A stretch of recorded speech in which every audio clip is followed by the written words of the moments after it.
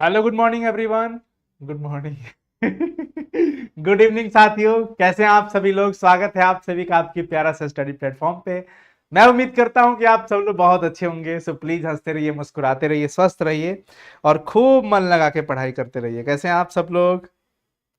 जुड़ जाएंगे सभी बच्चे, एक बार फटाफट से जुड़ जाएंगे। हम लाइव आ चुके हैं और आज हम लोग इलेक्ट्रोकेमिस्ट्री चैप्टर 3 करेंगे खत्म। करेंगे खत्म। हाँ चलो, बहुत सुंदर। तो आप सभी लोग एक बार शेयर कर दीजिए अपने सभी साथियों को। चलिए जी, स्टार्ट करें बच्चों। Good evening, good evening, good evening, good evening, good evening जी। चलिए स्टार्ट करते हैं बच्चों। आज हम पढ़ने जा रहे हैं इलेक्ट्रोकेमिस्ट्री और मैं आप सभी लोगों से जरूर निवेदन करूंगा कि आप सभी लोग प्लीज अंत तक अपने गुरुदेव को, अपने बड़े भाई को जरूर साथ दीजिएगा। यानी कि आज के इस सेशन में अंत तक हमारे साथ बने रहिएगा, अंत तक बने रहिएगा। आप बने रहिएगा तो मैं बड़े मजे से पढ़ाऊंगा। वैसे पढ़ाऊंगा ही, आज डेली पढ़ाता हूं, प्रतिदिन पढ़ाता हूं। आज वैद्युत रसायन बोर्ड एग्जाम्स आपका 2025 का जो है वन शॉट लेक्चर हम कोशिश करेंगे, अगर आप लोग की इच्छा हो तो, क्योंकि अभी से आदत बना लेना है। हम चैप्टर कवर करेंगे, आज कोशिश करेंगे। इलेक्ट्रोकेमिस्ट्री क्या है पूरे डीप में हम चीजों को समझेंगे। इंग्लिश मीडियम, हिंदी मीडियम, दोनों मीडियम के बच्चे हमारे साथ जुड़ करके स्टडी कंटिन्यू कर सकते हैं, कोई आपत्ति नहीं होगी। पीपीटी बहुत शानदार होगी, आपको हर एक चीज समझाऊंगा, इस बात की गारंटी हमारी है। आपको बस हमारे साथ अंत तक सेशन में रहना है, लास्ट तक जुड़े रहना है, आपको कहीं नहीं जाना है। जब तक मैं यहां पे हूं तब तक आपको भी यहीं पे दिखना है। चलिए, तो एक बार फाइनली हमारी आर्मी, इंडियन आर्मी है, लेकिन आप भी एक आर्मी हो, एक फौज हो, साइंस संग्रह की आर्मी हो आप। तो आप जरूर एक बार चैट सेक्शन में बता देंगे सभी लोग कि क्या आप सब कोई रेडी हो।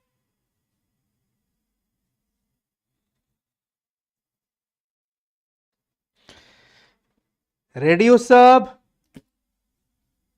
सभी रेडी। Yes sir, okay. चलिए जी, हाँ रेडी है। तो चलिए बच्चों, सबसे पहले हम समझते हैं कि वैद्युत रसायन क्या होता है, इलेक्ट्रोकेमिस्ट्री क्या होता है। आप नाम पे फोकस करिएगा, हमारा पूरा फोकस रहेगा पढ़ाने पर। हाँ, आपको समझाने की गारंटी हमारी रहेगी, आपको बिल्कुल परेशान नहीं होना। इलेक्ट्रोकेमिस्ट्री, इसको हिंदी में कहते हैं बच्चों वैद्युत रसायन। मतलब क्या है जरा गौर से समझिएगा, वैद्युत और रसायन। इलेक्ट्रोकेमिस्ट्री यानी कहीं ना कहीं जी बड़े भैया जी, इलेक्ट्रिसिटी का केमिस्ट्री से बहुत बड़ा लोचा होने वाला है। आपस में कुछ ऐसा संबंध जरूर है जो विद्युत से रसायन का होगा। विद्युत से हमारा तात्पर्य है विद्युत धारा, विद्युत धारा से तात्पर्य है विद्युत ऊर्जा। क्योंकि विद्युत धारा का बहाव होता है तो हमें एनर्जी जो मिलती है वो इलेक्ट्रिकल एनर्जी मिलती है, विद्युत एनर्जी जिसे कहते हैं विद्युत ऊर्जा कहते हैं। और विद्युत ऊर्जा का सीधे सीधे रसायन यानी कि रासायनिक ऊर्जा से संबंध होगा। जैसे हमने कहा कि विद्युत से हमारा तात्पर्य है विद्युत धारा और विद्युत धारा से हमारा तात्पर्य है विद्युत ऊर्जा। रसायन से हमारा तात्पर्य है रासायनिक अभिक्रिया और रासायनिक अभिक्रिया के फलस्वरूप हमें क्या मिलती है, रासायनिक ऊर्जा। यानी मेरे दोस्त, हम इतना कह रहे हैं कि विद्युत ऊर्जा का रासायनिक ऊर्जा में किस प्रकार से परिवर्तन होता है, अथवा रासायनिक ऊर्जा का विद्युत ऊर्जा में किस प्रकार से परिवर्तन होता है, और दोनों के बीच क्या ही अंतर संबंध है, आपस में इनके जो भी रिलेशंस होंगे, इसको हम लोग स्टडी करते हैं। जहां भी स्टडी करते हैं उस पार्ट को हम बोलते हैं इलेक्ट्रोकेमिस्ट्री, उसे हम बोलते हैं वैद्युत रसायन।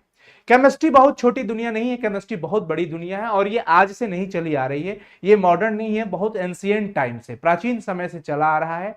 वेदों वगैरह में हर जगह पे इन सब चीजों का आपको ज्ञात मिलेगा, हर जगह पे ये मिलेगा, हर जगह पे मिलेगा।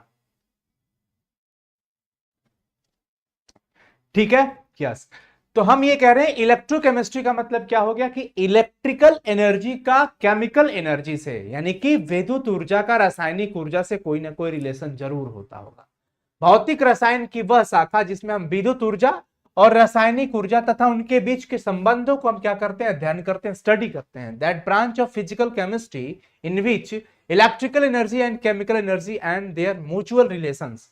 यानी हम इलेक्ट्रिकल एनर्जी को यानी विद्युत ऊर्जा को किस प्रकार से रासायनिक ऊर्जा में बदलते हैं और रासायनिक ऊर्जा को किस प्रकार से विद्युत ऊर्जा में बदल सकते हैं। आप सभी लोग जानते हो ऊर्जा का रूपांतरण ही पॉसिबल है, ना तो ऊर्जा को नष्ट किया जा सकता है, ना ही ऊर्जा का निर्माण किया जा सकता है। ऊर्जा संरक्षित होता है, एनर्जी कंजर्व होती है। हम इसे एक रूप से दूसरे रूप में सिर्फ बदल सकते हैं। समझ आया क्या यहां तक? यस और नो एक बार बता देंगे सभी लोग। यहां तक समझ आ गया क्या? फटाफट से बच्चों। उज्जवल कुमार जी फोकस करिए पढ़ाई पे। दोनों मीडियम में पढ़ाई चल रहा है, इंग्लिश मीडियम और हिंदी मीडियम दोनों मीडियम में है, दोनों मीडियम में है।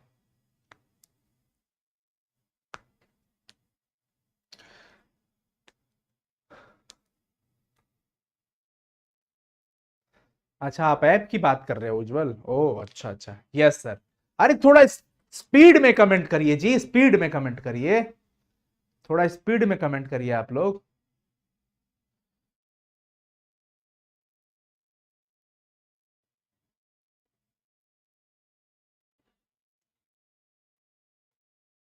हाँ ठीक है, क्लियर हो गया, बहुत सुंदर।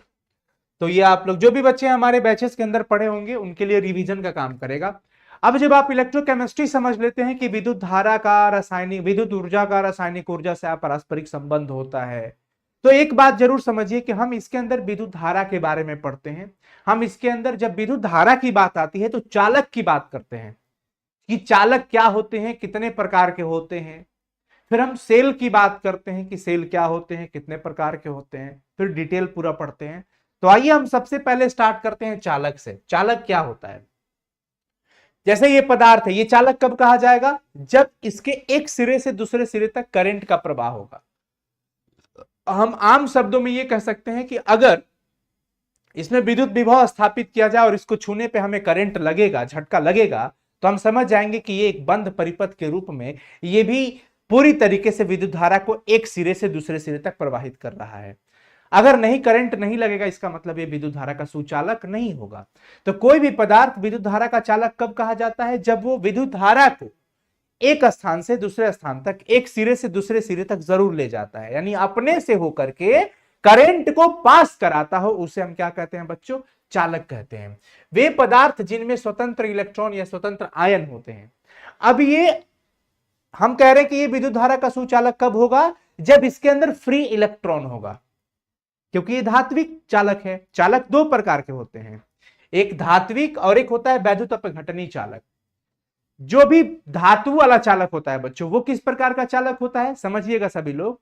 मैं ये कह रहा हूं कि अगर आपके पास कॉपर का तार हो, आपके पास जस्ता हो, आपके पास एल्यूमिनियम का तार हो, आपके पास सोना हो, आपके पास चांदी हो, ये सब धातु हैं और ये विद्युत के सुचालक होते हैं।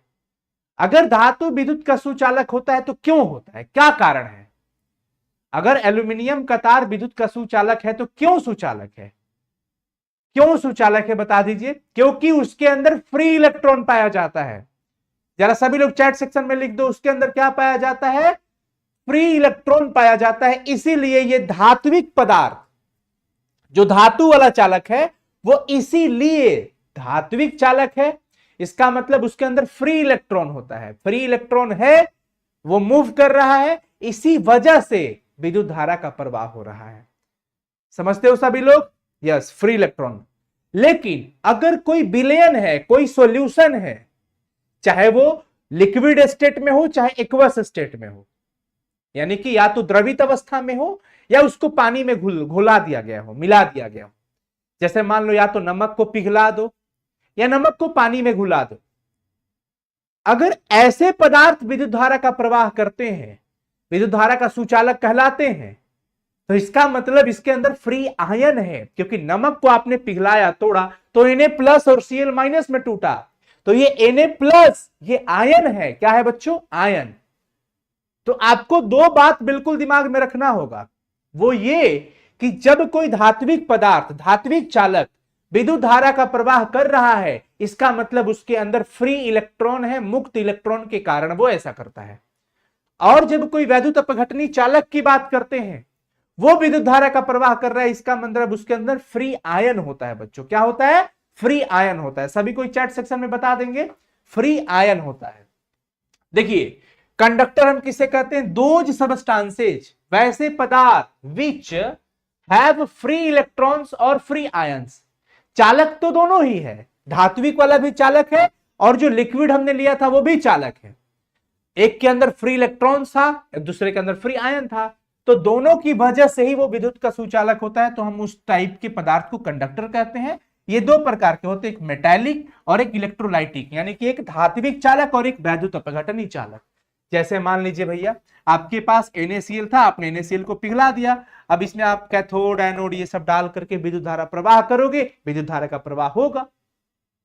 विद्युत धारा का प्रवाह होगा तो ये क्यों हुआ? क्योंकि इसके अंदर क्या होता है? Free ion, free ion.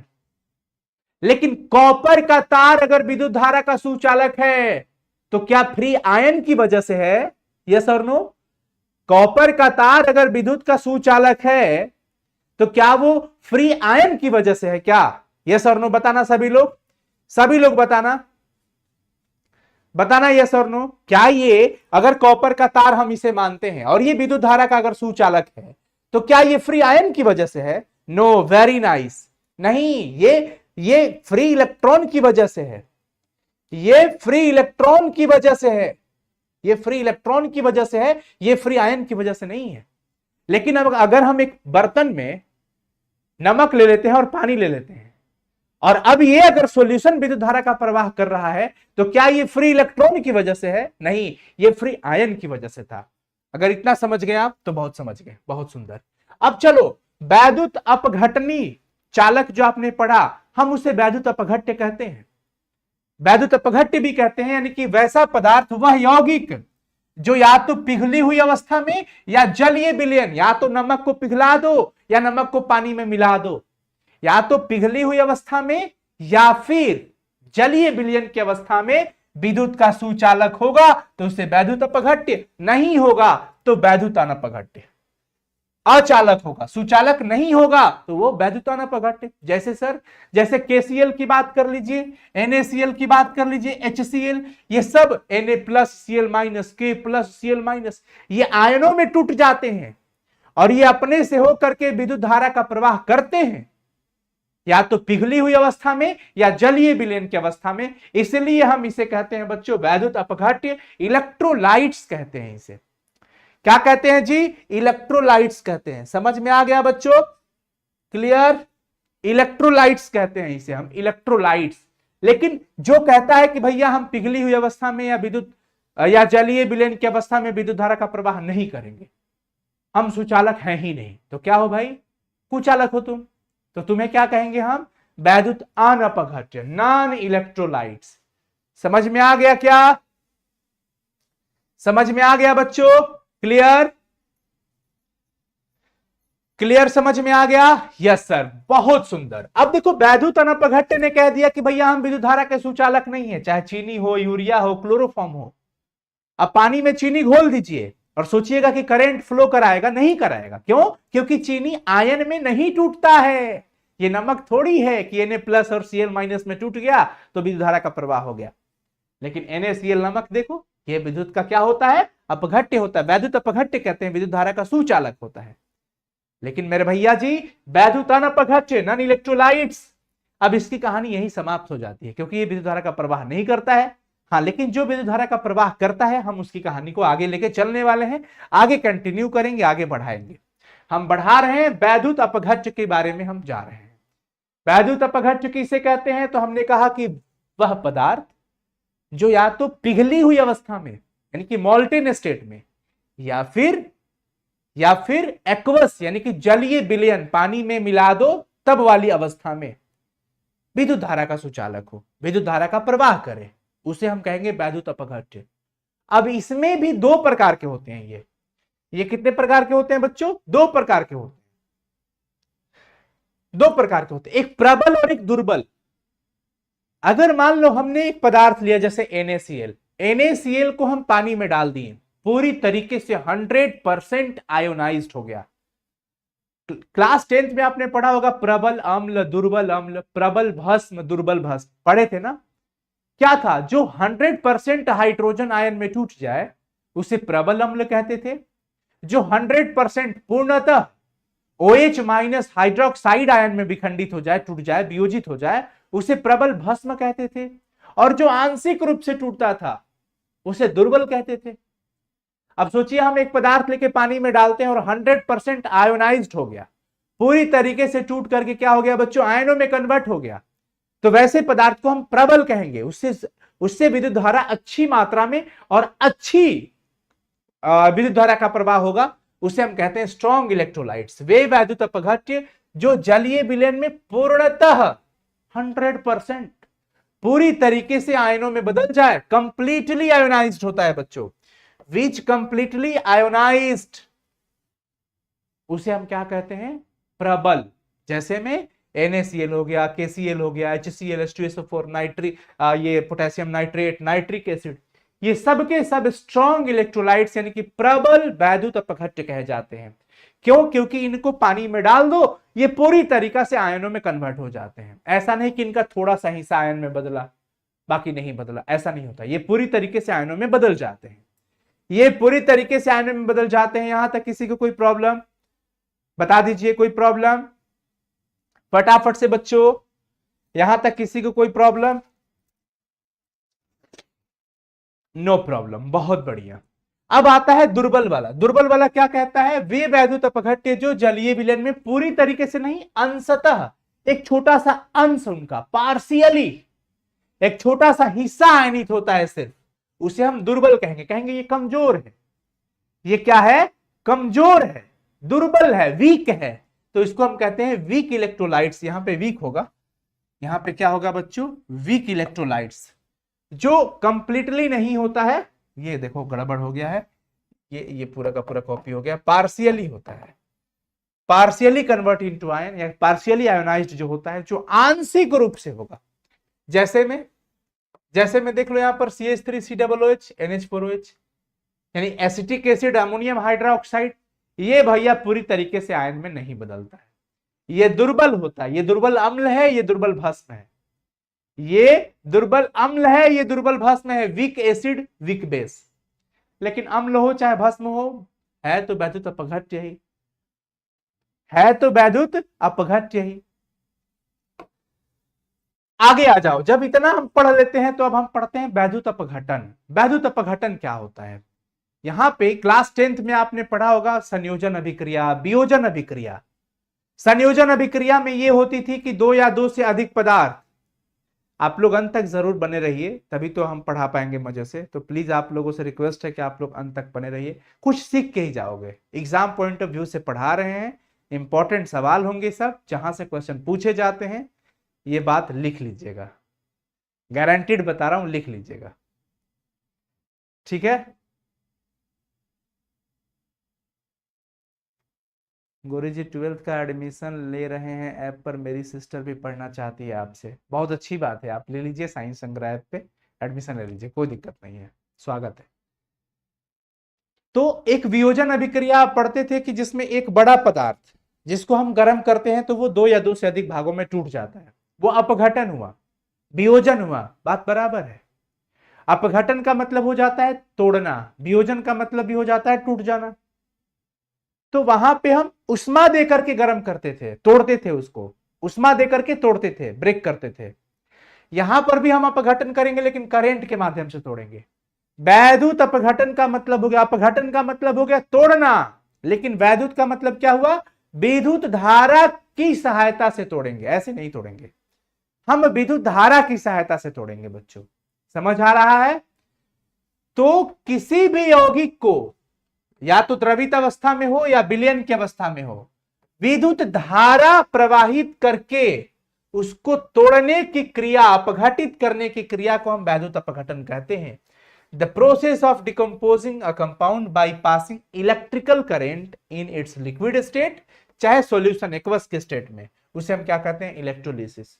वैद्युत अपघटन एक ऐसी प्रक्रिया है, एक अभिक्रिया होगी जिसके अंदर हम किसी यौगिक को तोड़ते हैं, लेकिन किसके सहायता से भाई, विद्युत धारा की सहायता से, इलेक्ट्रिक करंट के माध्यम से हम तोड़ते हैं। ऐसे नहीं टूटेगा, ऐसे गर्म करके तोड़ने वाला गर्म करके टूटता है, लेकिन कुछ ऐसे भी पदार्थ होते हैं जिनको हमें विद्युत धारा की सहायता से तोड़ना पड़ता है, तो उसी क्रिया को हम कहते हैं बच्चों वैद्युत अपघटन। क्या कहते हैं, वैद्युत अपघटन।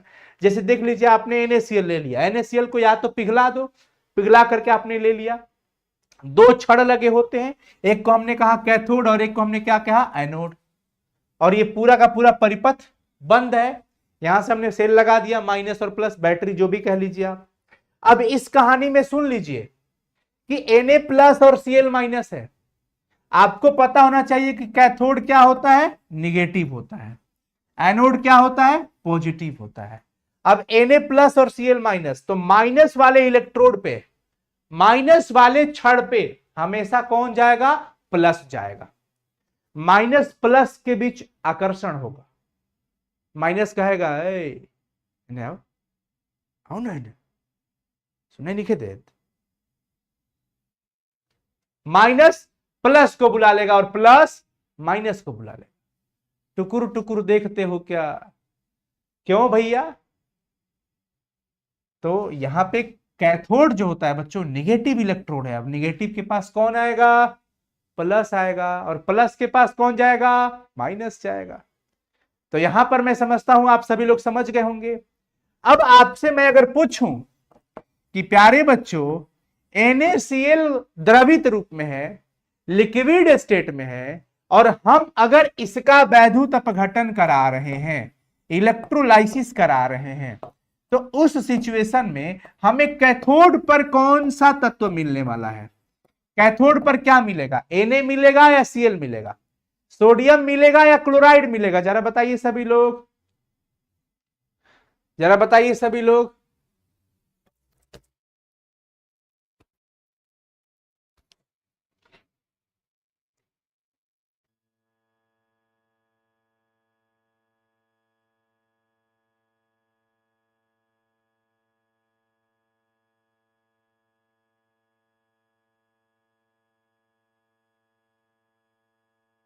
फटाफट से क्या मिलेगा, क्या मिलेगा, सभी लोग बताएंगे।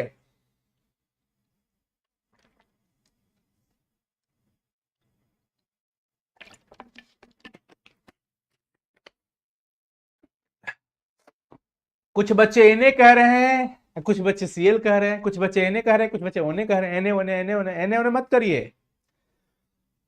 कैथोड भैया जी माइनस होता है, तो माइनस पे कौन आएगा?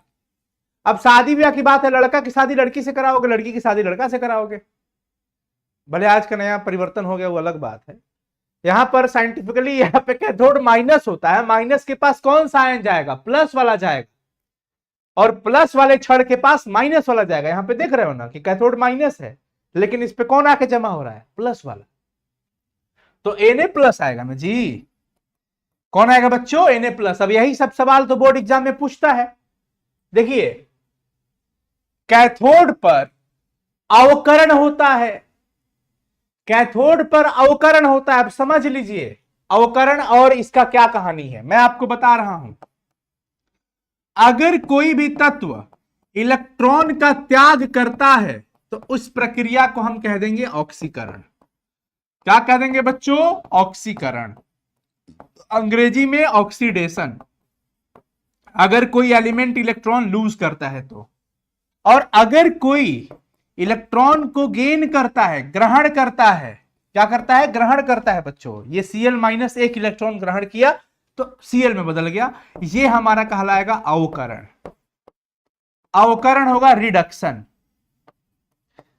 रिडक्शन। क्लास 10th में आप पढ़े थे ऑक्सीजन का त्याग होना, ऑक्सीजन का जुड़ना, हाइड्रोजन का त्याग होना, हाइड्रोजन का जुड़ना, वो भी ऑक्सीकरण अवकरण को क्रमशः बताता है। लेकिन यहां पर आपको एक चीज और नया सीखना है कि जब भी इलेक्ट्रॉनों का त्याग हुआ मतलब ऑक्सीकरण, और जब ग्रहण हुआ मतलब अवकरण। ठीक है, त्याग जब हुआ तो ऑक्सीकरण, और जब ग्रहण हुआ तो अवकरण। अब ये प्रक्रिया त्याग वाली कहां होती है, एनोड पे होती है। कहां पे होती है, एनोड पर। और ये कहां पे होती है, कैथोड पर। ये ध्यान रखना है। तो हमेशा कैथोड पर अवकरण होता है, रिडक्शन हमेशा कहां पे होता है, कैथोड पे, और एनोड पर हमेशा ऑक्सीकरण होता है, oxidation takes place at the anode. समझ में आ गया होगा, समझ में आ गया होगा। ओम का नियम अभी आगे आएगा तो बता देंगे बेबी कुमारी, टेंशन मत लो, पहले अभी पढ़ लेते हैं ना। तो यहां तक किसी को दिक्कत नहीं होना चाहिए, यहां तक किसी को कोई परेशानी नहीं होनी चाहिए 100%। नेक्स्ट देखिए सवाल आ गया कि भाई क्या होता है जब द्रवित सोडियम क्लोराइड का वैद्युत अपघटन कराते हो, what happens when electrolysis of liquid solid liquid sodium chloride. क्या होगा यहां पे गौर करिए, जब NaCl का वैद्युत अपघटन कराया तो Na प्लस Cl माइनस अलग अलग हो गया, टूट गया, क्योंकि हमने ब्रेकअप करा दिया इसको। शीशे का था दिल मेरा, पत्थर का जमाना था, ओ दिल टूट गया। मेरा नहीं, इसका। Na प्लस और Cl माइनस का, बेचारे साथ साथ रहते थे, संग संग रहते थे, साथ साथ रहने का सपने देखे थे, परंतु कुछ ऐसा तबाही आ गया दुनिया में इनकी लाइफ में कि हमने वैद्युत अपघटन करा दिया, इलेक्ट्रिक करंट डाल दिया, विद्युत धारा डाल दिया, और विद्युत धारा डालते ही Na प्लस और Cl माइनस का रास्ता अलग अलग होने जा रहा है। प्लस वाला चला जाता है माइनस छड़ पे और माइनस वाला चला जाता है प्लस पर। तो भैया Na प्लस, अब देखो ये छड़ माइनस होता है, ये छड़ प्लस होता है, तो इस माइनस वाले पे प्लस आएगा, Na प्लस क्या बन करके, सोडियम धातु बन करके, और ये इस पे क्लोराइड आयन नहीं, क्लोरीन गैस के रूप में आएगा, Cl2 बन के आएगा। तो आपसे ये सवाल जब पूछा जाएगा कि मेरे भैया जी बता दीजिए, जब द्रवित सोडियम क्लोराइड का वैद्युत अपघटन कराते हैं तो एनोड पर क्या मिलता है, तो आपको कहना होगा कि एनोड पर सर क्लोरीन गैस मिलता है और कैथोड पर सोडियम गैस मिलता है, सोडियम धातु मिलता है। और ये सवाल पूछा गया है, लिख लीजिएगा, गारंटीड है ये सवाल पूछा गया है। शीशे का था दिल मेरा, वो बिल्कुल पूछा गया है, लेकिन ऐसे नहीं पूछा गया था शीशे का था दिल मेरा, ये कहां पे होता है, ये सब नहीं। समझ में आ गया? कह रहा है कि जी सर मेरा टूटा है दिल। अच्छा, दिल टूट गया है, देखो 5 रुपए का फेविक्विक मिलता है, परमानेंट चिपक जाएगा। आगे चलो, अब सवाल यह आ गया जी, एक बार में तो हमने द्रवित सोडियम क्लोराइड लिया, द्रवित सोडियम क्लोराइड का मतलब हमने NaCl को पिघला के लिया था, लेकिन अब कह रहा है कि भाई इसके जलीय विलयन को जब वैद्युत अपघटन कराओगे तब क्या होगा। जब हम जलीय विलयन का वैद्युत अपघटन कराएंगे तब क्या होने वाला है, तब आइए साहब जी जलीय विलयन का वैद्युत अपघटन करा देते हैं। NaCl को हमने पानी में डाल दिया था, अब हम पानी में डाले हैं तो क्या क्या होगा जी, देखिए इधर Na प्लस है और Cl माइनस है, H2O में क्या होता है, H प्लस और OH माइनस। अब प्यारे बच्चों ये Na और OH ये आपस में दोस्ती करके क्या बना लेते हैं, NaOH, और ये HCl है, ये क्या है HCl, जो कि H2 प्लस Cl2 में कन्वर्ट हो गया, तभी तो HCl बन जाता है ना। तो ये बन गया हाइड्रोजन गैस और ये क्या बन गया, क्लोरीन गैस। अब हाइड्रोजन भैया प्लस होता है, ये कहां चला जाएगा, माइनस वाले छड़ पे, माइनस वाले छड़ पे। और क्लोराइड आयन तो आपने तुरंत अभी थोड़ी देर पहले भी देखा कि क्लोरीन वाला गैस कहां जाता है, एनोड पर। तो इस पे जब बात करें जलीय विलयन की, जब बात करें बच्चों जलीय विलयन की, तो भी बता देना कि कैथोड पर हाइड्रोजन गैस और एनोड पर क्लोरीन गैस। NaOH तो सोडियम हाइड्रोक्साइड बन के नीचे बैठ जाता है। समझ में आ गया? कोई दिक्कत किसी को, कोई परेशानी बता दो जी, कोई परेशानी?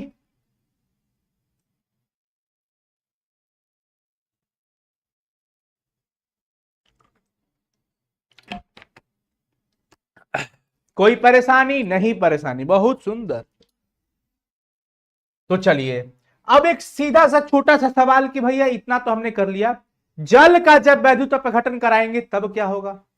जब हम जल का वैद्युत अपघटन कराते हैं, जल मतलब H2O, तो इसमें बच्चों हमारे पास हाइड्रोजन गैस होगा और ऑक्सीजन गैस होगा। ये प्लस नेचर वाला है, ये सीधे सीधे इसको भेज दो कहां पे, कैथोड के पास। इस ऑक्सीजन को कहां भेज दो, एनोड पे। कोई भी कंपाउंड हो, नोट हमेशा एक चीज ध्यान रखना, oxide, oxygen and chlorine gas, chlorine gas ये हमेशा कहां मिलेगा बच्चों, एनोड पर। इसके बाद जो बचा है उसको कहां भेज देना, कैथोड पर। बात खत्म, बात खत्म, यहीं पे बात खत्म। क्लियर? देख लीजिए हाइड्रोजन गैस कहां, कैथोड, ऑक्सीजन गैस कहां, एनोड। क्लियर है?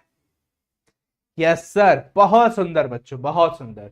नेक्स्ट एक सवाल आपके सामने आ गया, ये पूछा हुआ कि द्रवित NaCl के वैद्युत अपघटन से कैथोड पर मुक्त होता है कौन सा पदार्थ, सभी बच्चे बता देंगे कौन सा पदार्थ यहां पे मुक्त होने वाला है कैथोड पर? द्रवित NaCl है, लिक्विड NaCl है, जलीय विलयन नहीं है। तो NaCl सिर्फ है तो Na प्लस और Cl माइनस। ये भाई साहब माइनस प्लस वाले हैं तो माइनस पे चले जाएंगे और ये चले जाएंगे एनोड पर, क्योंकि एनोड प्लस होता है। लेकिन एक चीज बताना, सोडियम आयन के रूप में नहीं जाता है, वहां पे जाके ये सोडियम धातु बन जाता है, सोडियम धातु के रूप में जाता है। Cl माइनस क्लोरीन गैस बन के जाएगा। आया समझ में? बहुत बढ़िया, सभी बच्चों का सही जवाब आ गया, ऑप्शन बी करेक्ट है, ऑप्शन बी करेक्ट है। नेक्स्ट आ जाइए, विलयन में विद्युत का संचालन करता है कौन? विद्युत का संचालन कौन करता है? वैद्युत अपघट्य पदार्थ, इलेक्ट्रोलाइट जिसे कहते हो। जो वैद्युत अपघट्य होता है वही विद्युत धारा का प्रवाह करता है, और जो नहीं होता है वो नहीं करता है, सीधी सीधी बात है। क्लियर? नेक्स्ट आगे आ जाइए। अब हम पढ़ते हैं, जितना हमने पढ़ा वैद्युत अपघटन के बारे में, वन शॉट रिवाइज कर लेते हैं एक झलक में कि हमने क्या पढ़ा। वैद्युत अपघटन की प्रक्रिया कब हो रही थी? NaCl था, NaCl का टूटना एक रासायनिक अभिक्रिया है, लेकिन ये कब टूट रहा था? यानी कि रासायनिक अभिक्रियाएं कब हो रही थी? जब हमने इलेक्ट्रिक करंट दिया।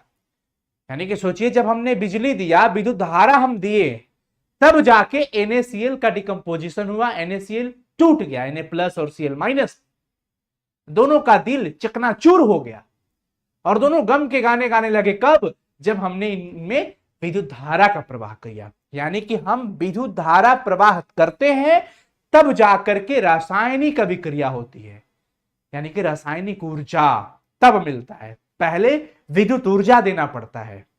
यानी वैद्युत अपघटन में क्या किया जाता है?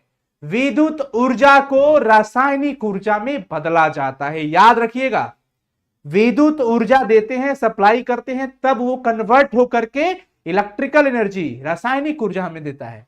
इसमें विद्युत धारा प्रवाहित करने से रासायनिक परिवर्तन होता है। बात हो गया सही? विद्युत धारा देंगे तब जाके रासायनिक अभिक्रियाएं होगी। दूसरा बात कि क्या करते हो? विद्युत ऊर्जा को रासायनिक ऊर्जा में बदलते हो। अभी तुरंत समझाया, विद्युत ऊर्जा को किस में बदलते हो बच्चों? रासायनिक ऊर्जा में। हमने ये भी पढ़ा कि आयन दोनों इलेक्ट्रोड पे, दोनों छड़ पे, एनोड और कैथोड, एक छड़ हो सकता है, एक सीट हो सकता है, एक तार हो सकता है, एक पे प्लस जा रहा है, एक पे माइनस वाला आयन जा रहा है, यानी कि दोनों इलेक्ट्रोड पे आयन मुक्त होते हैं। आयन दोनों पे जाता है, ना कि सिर्फ एक पर।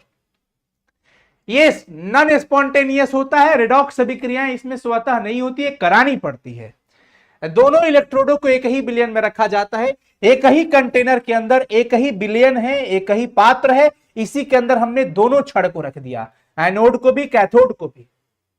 अगर मैं आपसे पूछूं कि क्या वैद्युत अपघटन की प्रक्रिया के लिए, इलेक्ट्रोलाइसिस के लिए हमें दो अलग अलग कंटेनर लेना पड़ता है क्या? यस और नो। क्या हमें दो अलग अलग कंटेनर लेना पड़ता है क्या? यस और नो। बताएंगे सभी बच्चे यस और नो? नो। वेरी नाइस बच्चों, यहां पे हमें सिंगल कंटेनर, एक ही कंटेनर के अंदर, एक ही वैद्युत अपघट्य के अंदर, एक ही विलयन के अंदर दोनों छड़ को डुबा के रखते हैं। ये हमारा हो गया पूरा का पूरा प्रोसेस। इंग्लिश मीडियम के बच्चे ये देख सकते हैं, समझाना तो इंग्लिश में ही होता है। क्लियर? बहुत सुंदर बच्चों। नेक्स्ट अब हम आगे की ओर प्रोसीड करते हैं। अब हम पढ़ने वाले हैं कि वैद्युत अपघटन तो हमने करा दिया, हमने NaCl का वैद्युत अपघटन करा दिया, हमने ये भी देख लिया कि सोडियम टूट करके कहां चला गया? कैथोड पर, और क्लोरीन गैस टूट करके कहां चला गया? एनोड पर। लेकिन अब हमारे दिमाग में ये बात आ रही है कि सर कैथोड पे तो सोडियम गया था, पर कितना अमाउंट गया था, ये कैसे हम निकालें? यही उलझन में बहुत लोग पड़े थे। तब तक इस उलझन को दूर करने के लिए एक बड़े अच्छे अंकल जी आके बीच में टपक पड़े, जिनका नाम था फैराडे। फैराडे साहब जी ने वैद्युत अपघटन के संबंध में बड़े अच्छे नियम दिए। दो नियम उन्होंने दिया था, जिसमें पहला नियम बहुत इंपॉर्टेंट है, दूसरा नियम भी इंपॉर्टेंट ही है, लेकिन बहुत इंपॉर्टेंट पहला है। उन्होंने कहा, जितने लोगों का उलझन था, कहा सुनो, तुम लोगों का उलझन यही है ना कि किस इलेक्ट्रोड पे कितना पदार्थ मुक्त हुआ, कितना जमा हुआ? हाँ, यही उलझन है। ये कैसे निकालोगे, यही ना सोच रहे हो? तो बोले दिमाग लगाओ। हम लोग बोले दिमाग लगाते हैं, बताइए कैसे लगाना है। तो दिमाग लगाना हमने स्टार्ट किया, उन्होंने समझाया क्या कि देखो परिपथ जो है, आप उस परिपथ में जितना देर तक विद्युत धारा दे रहे हो उतना देर तक अपघटन हो रहा है। बोले हाँ, बात तो सही है, जितना देर तक आप करंट सप्लाई कर रहे हो उतना देर तक अपघटन की प्रक्रिया हो रही है, और अगर अपघटन हो रहा है तो ये जाकर के डिपॉजिट हो रहा है छड़ पे उतना ही। तो सोच लो कि जितना देर आप विद्युत धारा प्रवाह करते हो ये उतना ही मात्रा उस पर जाकर डिपॉजिट होगी। यानी कि वैद्युत अपघटन में प्रत्येक इलेक्ट्रोड पर मुक्त होने वाली पदार्थ की मात्रा प्रत्येक इलेक्ट्रोड पे कितनी मात्रा जमा होगी, ये प्रवाहित विद्युत आवेश के, विद्युत धारा के समानुपाती होता है। अब जैसे मान लो कि हमारे पास ये कैथोड है और ये एनोड है, ये यहां पे हमने इसको कनेक्ट कर दिया, इस पे कितनी मात्रा इकट्ठा होगी ये हम निकालना चाहते हैं। तो उन्होंने कहा कि देखो नहीं पता है तो मान लो कि ये मात्रा m है, मास m मान लिया। तो उन्होंने कहा कि ये जो m है ना, ये डिपेंड करता है कि आपने कितना इसमें विद्युत धारा का परिमाण डाला है, यानी कितना आवेश आपने प्रवाहित किया है।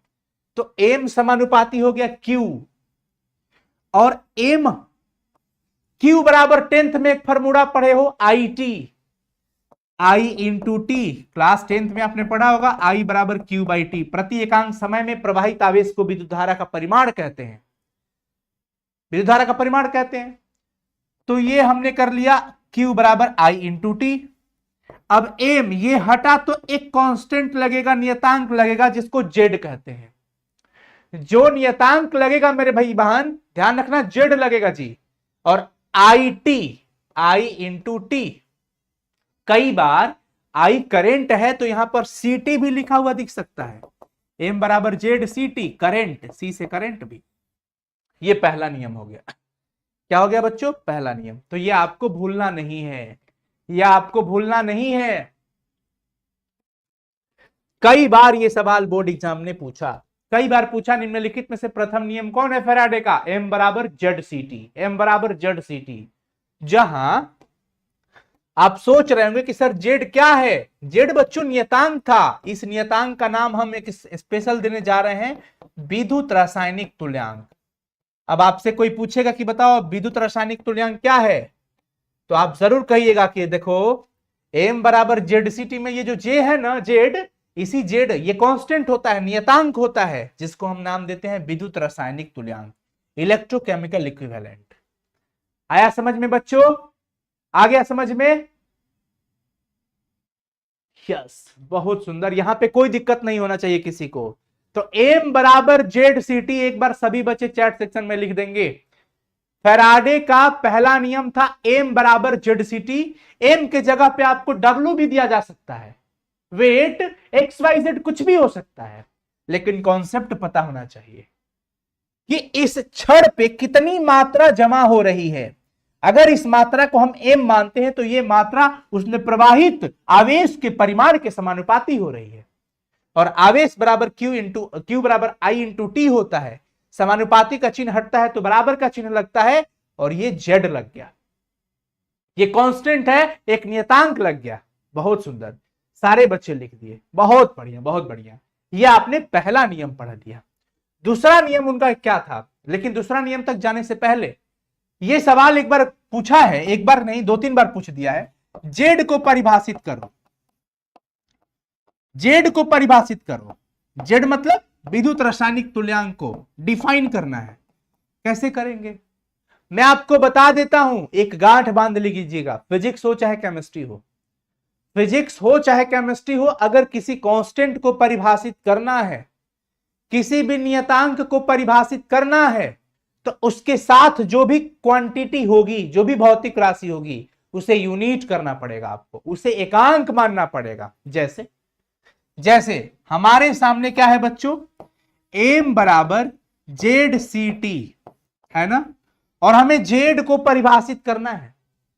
हमें जेड को परिभाषित करना है, तो बताइए जेड को परिभाषित करने के लिए हम क्या बताएं आपको कि किसी भी कांस्टेंट को डिफाइन करना है भैया जी, उसके साथ वाली भौतिक राशि को यूनिट मान लीजिए। यानी कि आपको करंट को एक मान लेना है और टाइम को भी एक मान लेना है।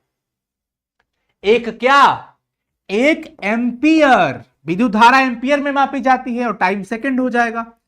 तो अगर हम एक सेकंड की धारा को, सॉरी, एक एम्पियर की धारा को, धारा एक एम्पियर होगा ना, एक एम्पियर की धारा को एक सेकंड तक प्रवाहित करते हैं तो देखते हैं कि क्या आता है।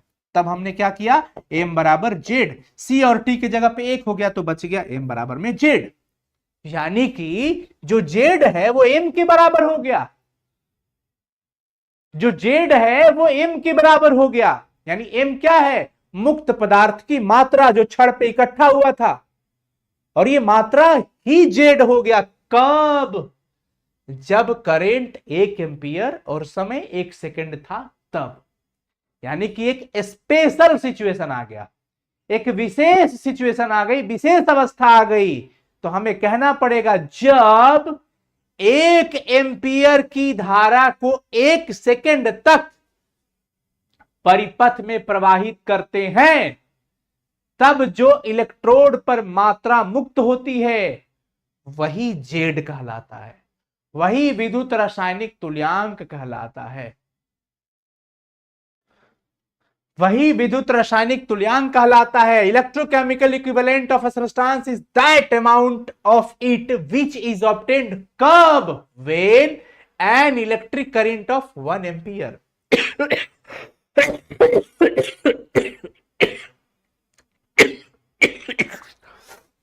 जब एक एम्पियर की धारा एक सेकंड तक, जब एक एम्पियर की धारा एक सेकंड तक प्रवाहित करते हैं तब जो उसकी मात्रा होती है ना वही विद्युत रासायनिक तुल्यांक कहलाती है, जेड। समझ में आ गया? समझ में आ गया बच्चों? चलो आगे बढ़ो। यह दूसरा नियम।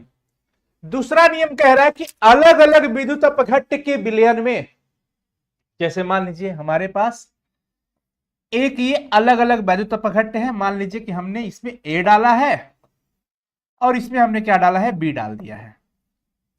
अलग अलग वैद्युत अपघट्ट के विलयन में समान विद्युत धारा, यानी अगर इसमें 1 एम्पियर हम दे रहे हैं धारा तो इसमें भी हम 1 एम्पियर ही देंगे, 2 एम्पियर इसमें तो 2 एम्पियर इसमें भी। यदि अलग अलग वैद्युत अपघट्ट वाले विलयन में समान विद्युत धारा को समान समय तक, यानी 1 एम्पियर इसमें तो 1 एम्पियर इसमें, 1 सेकंड तक इसमें तो 1 सेकंड तक इसमें, 10 सेकंड तक इसमें तो 10 सेकंड तक इसमें, अगर हम ऐसा कर रहे हैं तो जो इलेक्ट्रोडों से मुक्त होने वाली मात्रा होगी वो तुल्यांकी भार के समानुपाती होती है। यानी मान लो इसमें जो मात्रा मुक्त हुआ उसे हमने x मान लिया और इसमें जो मात्रा मुक्त हुआ उसे हमने y मान लिया, और ये डिपेंड करता है किस पे, तुल्यांकी भार, इक्विवेलेंट वेट, तुल्यांकी भार। y किसके, तुल्यांकी भार। इसको E1 मान लिया, इसको E2 मान लिया।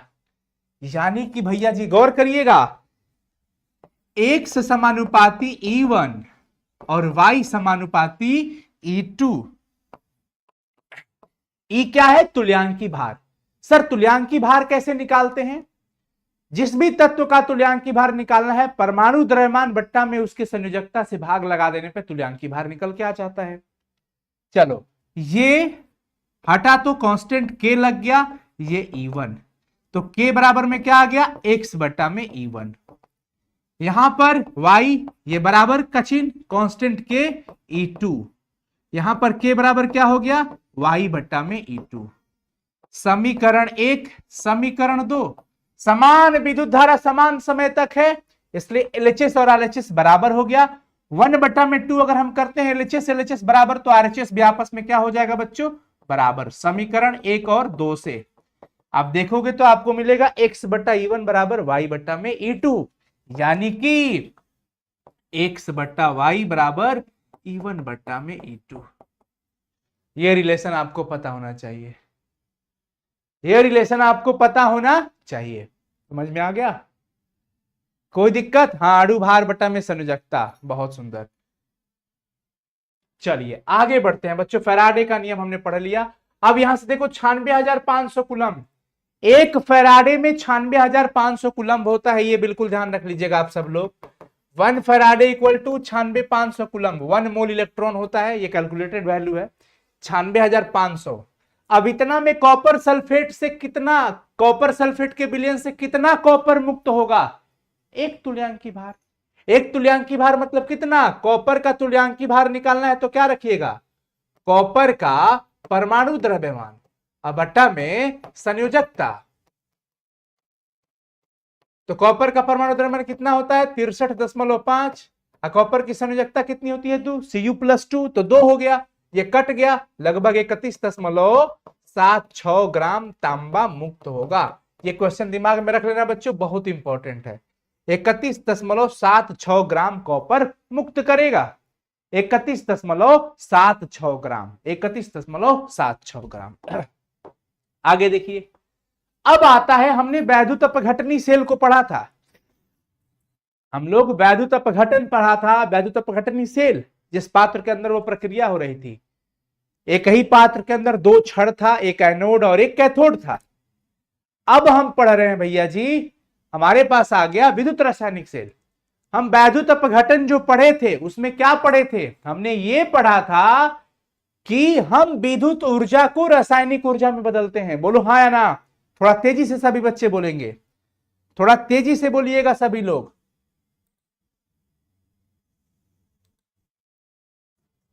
हाँ, थोड़ा तेजी से बोलिएगा। उसमें आपने क्या पढ़ा था कि विद्युत ऊर्जा को रासायनिक ऊर्जा में बदलते थे। लेकिन अब हम पढ़ने जा रहे हैं ऐसे एक युक्ति के बारे में, एक ऐसे डिवाइस के बारे में जहां से हम रासायनिक ऊर्जा को विद्युत ऊर्जा में बदलेंगे। रासायनिक ऊर्जा को कहां बदलेंगे बच्चों? विद्युत ऊर्जा में बदलेंगे। भाई आप लोग पढ़ तो लो अंत तक।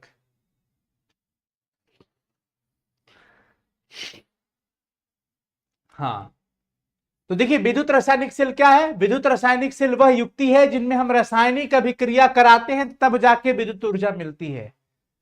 पहले हमने विद्युत अपघटन में क्या किया था? विद्युत धारा दिया था तो रासायनिक अभिक्रिया हुई थी। अब हम क्या करेंगे? रासायनिक अभिक्रिया कराएंगे तब जाके विद्युत ऊर्जा मिलेगी, विद्युत ऊर्जा उत्पन्न करी जाती है। रासायनिक अभिक्रिया कराएंगे उल्टा, यानी कि अब हम क्या करने वाले हैं? रासायनिक ऊर्जा को कन्वर्ट करने वाले हैं बच्चों, किसमें? विद्युत ऊर्जा में। किसमें? विद्युत ऊर्जा में। विद्युत ऊर्जा में आया समझ में? रासायनिक ऊर्जा को विद्युत ऊर्जा में हम कन्वर्ट करने वाले हैं, रासायनिक ऊर्जा को विद्युत ऊर्जा में। तो हम उसे कहते हैं विद्युत रासायनिक सेल। इलेक्ट्रोकेमिकल सेल ऐसा होता है in which electrical energy is generated by carrying out chemical reactions, यानी कि केमिकल रिएक्शन करा करके तब जाकर के हम उसमें से क्या करते हैं? इलेक्ट्रिकल एनर्जी प्रोड्यूस करते हैं। क्लियर? किसी को नींद नहीं आनी चाहिए, बहुत मार पिटाओगे अगर अभी किसी को नींद आई तो। अभी सभी बच्चों को एकदम अभी शांति से हमारे साथ पढ़ाई करना है। हमें स्टार्टिंग में ही बोले हैं कि प्रॉमिस भी किए हैं आप सब लोग कि हाँ सर अंत तक रहेंगे, हैं? और अभी 40-45 मिनट में नींद आ गई तुमको। बहुत पिटाई होगी, कस के पिटाई होगी। यहां से बटन दबाएंगे, एक छड़ी निकल के एकदम तुरंत से थप्पड़ मारेगा मोबाइल स्क्रीन से निकल के। तो वो काम क्या चाहते हो हम दबा दे? नहीं दबाएंगे, अभी बच्चे हो।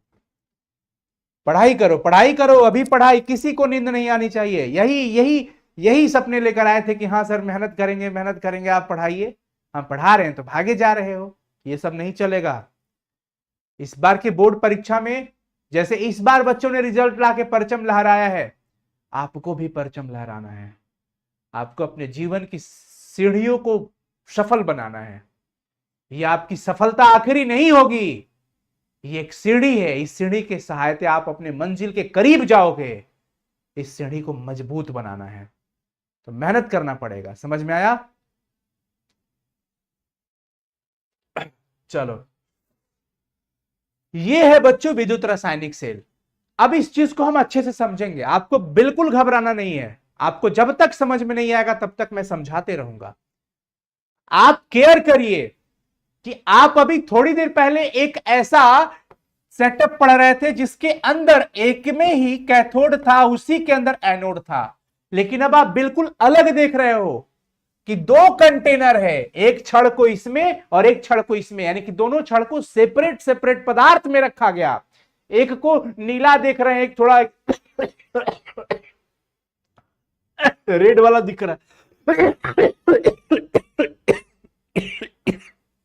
सॉरी, मुझे थोड़ी खांसी हो गई है।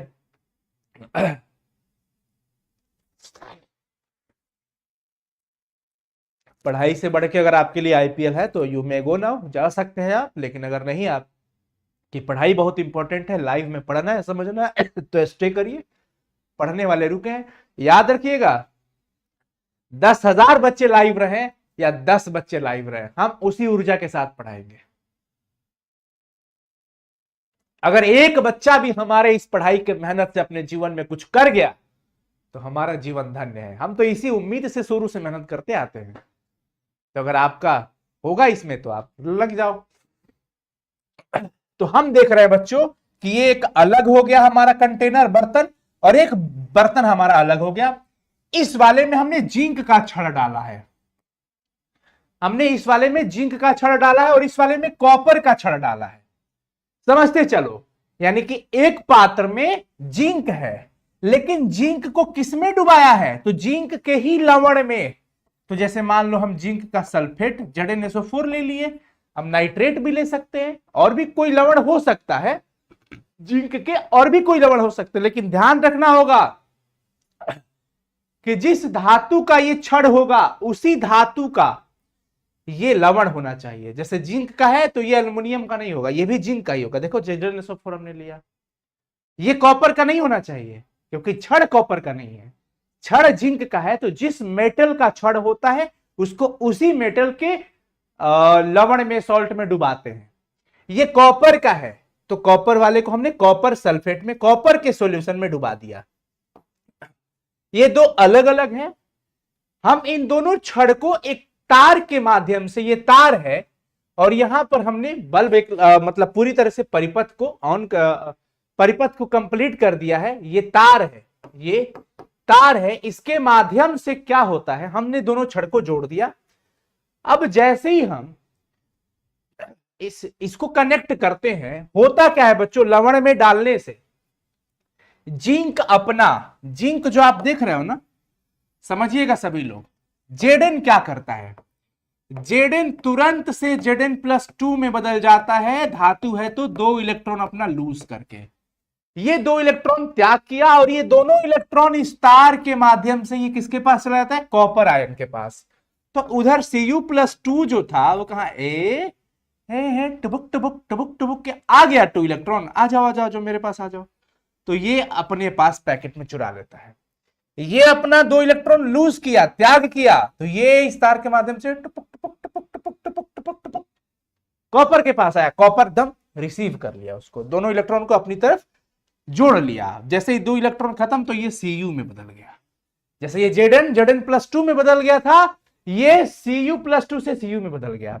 अब आप सभी लोग बताओ, ये इलेक्ट्रॉनों का त्याग हुआ, इलेक्ट्रॉन का त्याग हुआ मतलब ऑक्सीकरण, इलेक्ट्रॉनों का त्याग हुआ मतलब ऑक्सीकरण, ऑक्सीडेशन जिसे कहते हैं हम, क्या कहते हैं, ऑक्सीडेशन। लेकिन यहां इलेक्ट्रॉन रिसीव हुआ, यानी ये कौन सी प्रक्रिया हो गई, अवकरण। हम इसको क्या कहते हैं बच्चों, रिडक्शन। एक चीज और केयर कर लेना, एक चीज और केयर कर लेना, क्या सर जी, ये केयर कर लेना कि ऑक्सीकरण वाली प्रक्रिया कहां पे हो रही है, जिंक के छड़ पर। 1 नंबर कोई नहीं रोकेगा, ये सवाल पूछता है, गारंटी है। ऑक्सीकरण किस वाले छड़ पे हो रही है, Zn पर, यानी एनोड पर। जिंक एनोड का काम करेगा यहां पे, Zn छड़, और ये कॉपर वाला कैथोड पे, ये कैथोड का काम कर रहा है। ये किसका काम कर रहा है बच्चों, कैथोड का काम। चलो सभी बच्चे एक बार लगा दो सभी लोग, ऑक्सीकरण किस किस पे होता है, एनोड पे या कैथोड पे। बाकी हम आपको बताएंगे कि यहां पे एनोड माइनस क्यों हो जाता है और कैथोड प्लस क्यों हो जाता है, इस पे हम चर्चा करेंगे, आपको परेशान नहीं होना है। तो आपने ये पढ़ लिया। चलिए मैं आपको एक चीज बताते चलूं कि आप, एक सेकंड में इसको वाइट कर लेता हूं, है ना, सारा स्लाइड वाइट है तो ये कहां से पीला रहेगा, हाँ ब्लैक रहेगा। देखो बच्चों हमने पढ़ा था कि जेड एन प्लस 2 में कन्वर्ट हुआ था, 2 इलेक्ट्रॉन अपना त्याग करके, और उसी 2 इलेक्ट्रॉन को कॉपर प्लस 2 क्या कर लिया था, ले लिया था, रिसीव करके Cu में बदल गया था। ये आधा रिएक्शन हुआ, ये भी आधा रिएक्शन हुआ। इसको हम कह सकते हैं हाफ सेल अभिक्रिया, हाफ सेल रिएक्शन है, और ये भी हाफ सेल रिएक्शन है। लेकिन हाफ सेल रिएक्शन में ये क्या था, ऑक्सीकरण, और ये नीचे वाला क्या था, अवकरण। यही तो याद रखना है, ऑक्सीकरण अवकरण। ये कहां पे हो रहा है, एनोड पर, और ये कहां पे हो रहा है, कैथोड पर। ठीक है, आधा आधा मिल गया तो पूर्ण सेल अभिक्रिया, टोटल कंप्लीट रिएक्शन क्या होगी, इसको तो देखना जरूरी है ना। कंप्लीट रिएक्शन क्या होगा भैया, तो तीर के बाएं वाले को जोड़ देंगे और तीर के दाएं वाले को जोड़ देंगे। इलेक्ट्रॉन इलेक्ट्रॉन तो ऐसे ही खत्म हो जाएगा, बराबर बराबर है, तो ये खत्म हो गया। क्या बचा, Zn प्लस Cu प्लस 2, तीर का चिन्ह, Zn प्लस 2 और Cu। ये हो गया बच्चों कंप्लीट सेल रिएक्शन, पूर्ण सेल अभिक्रिया कहते हैं इसको, पूर्ण सेल अभिक्रिया। क्लियर है। अब सोचिए कि इससे कैसे विद्युत धारा प्रवाहित हुई। प्यारे बच्चों, जब तक परिपथ बंद नहीं होगा, जब तक बंद परिपथ नहीं मिलेगा, बंद परिपथ का मतलब स्विच ऑन होना, तब तक विद्युत धारा का प्रवाह नहीं होगा, बल्ब नहीं जलेगा। अभी तो सिर्फ बाहर से इलेक्ट्रॉनों का यहां पे गमन हो रहा है, लेकिन क्लोज नहीं हुआ ना पूरा सर्किट। जैसे आप विद्युत परिपथ देखते हो तो पूरा का पूरा बंद रहता है, वो कहीं से भी गैप नहीं रहता है उसमें। तो अभी तो ये सिर्फ ऐसे ही हो रहा था, लेकिन एक ऐसे ये लवण वाला, तो इस आंतरिक परिपथ को बंद करने के लिए हम उल्टी यू आकार की एक नली का इस्तेमाल करते हैं। ये जो आप देख रहे हो यू ऐसे होता है, ये यू है लेकिन उल्टी, यानी उलट के लगा दिया, और ये दोनों में लगा दिया। ये एक स्थान से दूसरे स्थान को जोड़ने का काम ब्रिज का होता है, ब्रिज, सेतु जिसे कहते हैं, जैसे गांधी सेतु। तो पटना को हाजीपुर से जोड़ता है ना, ये पटना को हाजीपुर से, तो ये सेतु कहला गया, ब्रिज है। पॉइंट ए को पॉइंट बी से जोड़ दिया, ब्रिज हो गया।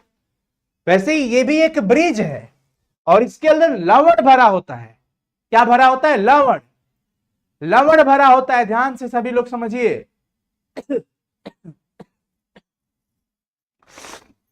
हाँ, अवकरण को आप चयन भी कह सकते हो, ऑक्सीकरण को उपचयन भी कह सकते हो। ठीक है ना नीतीश निराला, नीतीश जी, अवकरण को आप अपचयन कह सकते हैं और ऑक्सीकरण को उपचयन भी कह सकते हैं। कोई दिक्कत नहीं है। तो इसको हम कहते हैं बच्चों लवण सेतु। अब सोचिए, जब तक लवण सेतु नहीं होगा तब तक आंतरिक परिपथ ये पूर्ण नहीं होगा, और परिपथ जब तक पूर्ण नहीं होगा तब तक बल्ब जलेगा नहीं, यानी विद्युत धारा का प्रवाह होगा नहीं। तो अगर आपसे कोई पूछ दे कि विद्युत रासायनिक सेल में आंतरिक परिपथ को, इंटरनल सर्किट को कंप्लीट कौन करता है, तो ये ब्रिज, ये पुल, ये सेतु, जिसको सॉल्ट ब्रिज यानी कि लवण सेतु कहते हैं।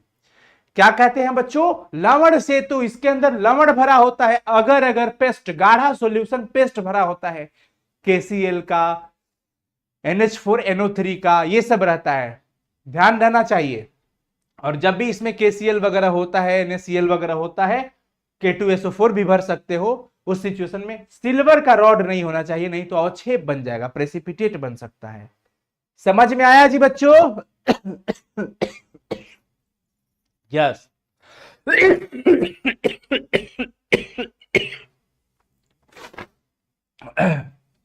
यानी कि ये सिर्फ परिपथ को पूर्ण करने का काम करता है, आयनों का गमन इधर से भी होता है।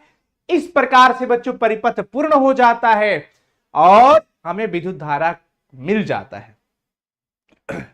तो जो 3-4 बातें हैं बिल्कुल माइंड में ध्यान रख लीजिए। पहली बात ये कि जिंक को हम एनोड के रूप में इस्तेमाल करते हैं, अब सोचिए सेल वाइज आप अगर पढ़ो तो इलेक्ट्रॉन कहां से निकलता है, माइनस प्लेट से निकलता है, और यहां से इलेक्ट्रॉन निकल रहा है, इसका मतलब ये वाला क्या हो गया, एज ए माइनस, और जहां प्रवेश हो रहा है वहां पे क्या हो गया, प्लस। छोटे टर्म में सीधे सीधे सेल वाइज अगर आप समझते हैं तो इलेक्ट्रॉन माइनस से निकल के प्लस की ओर जाता है, तो ये तो सेल ही तो आप पढ़ रहे हो, तो सेल वाइज ये इलेक्ट्रॉन यहां से निकल रहा है ना, ये इलेक्ट्रॉन यहां से निकल रहा है, ऊपर की ओर जा रहा है, इसलिए एनोड यहां पे माइनस होता है। तो आप सभी लोगों को ध्यान रखना है कि विद्युत रासायनिक सेल में एनोड माइनस होता है, विद्युत रासायनिक सेल में एनोड माइनस होता है और कैथोड प्लस होता है, जबकि वैद्युत अपघटन में एनोड प्लस होता है, कैथोड माइनस होता है। रीजन आपके सामने है, ठीक है। अब सोचिए धीरे धीरे ये इलेक्ट्रॉन निकल रहा है, इसका Zn+2 में बन के इधर आ रहा है, तो ये छड़ एक टाइम पे पतला हो जाएगा, एक टाइम पे ये छड़ पतला हो जाएगा, और इलेक्ट्रॉन इधर आ रहा है, तो इसके ये धीरे धीरे मोटा हो जाएगा। अब ये जब पतला होगा तो ये कहां घुल के जा रहा है, इसमें जा रहा है ना, तो इसकी सांद्रता बढ़ जाएगी। दो टर्म ध्यान रखो, जिंक का छड़ पतला हो जाएगा, यानी जिंक का द्रव्यमान धीरे धीरे घटते चला जाएगा, लेकिन इसकी सांद्रता लवण की बढ़ती चली जाएगी, ZnSO4 की सांद्रता बढ़ती चली जाएगी। इसमें आते हो कैथोड का छड़ मोटा हो जाएगा, ये कॉपर वाला छड़ मोटा हो जाएगा, लेकिन इसकी सांद्रता क्या हो जाएगी, घट जाएगी। ये सारी पॉइंट आपने पढ़ा। अगर हम इसको एक नजर में देखना चाहें तो हमें देखना होगा, अगर मैं आपसे एक बात कह दूं कि अगर लवण सेतु नहीं होता, लवण सेतु नहीं होता तो क्या विद्युत धारा का प्रवाह होता, हां या ना, एक बार बता देंगे सभी बच्चे। अगर लवण सेतु नहीं होता तो क्या विद्युत धारा का प्रवाह होता, हां या ना, अगर लवण सेतु नहीं होता तो क्या विद्युत धारा का प्रवाह होता, हां या ना, बता देंगे सभी लोग फटाफट से।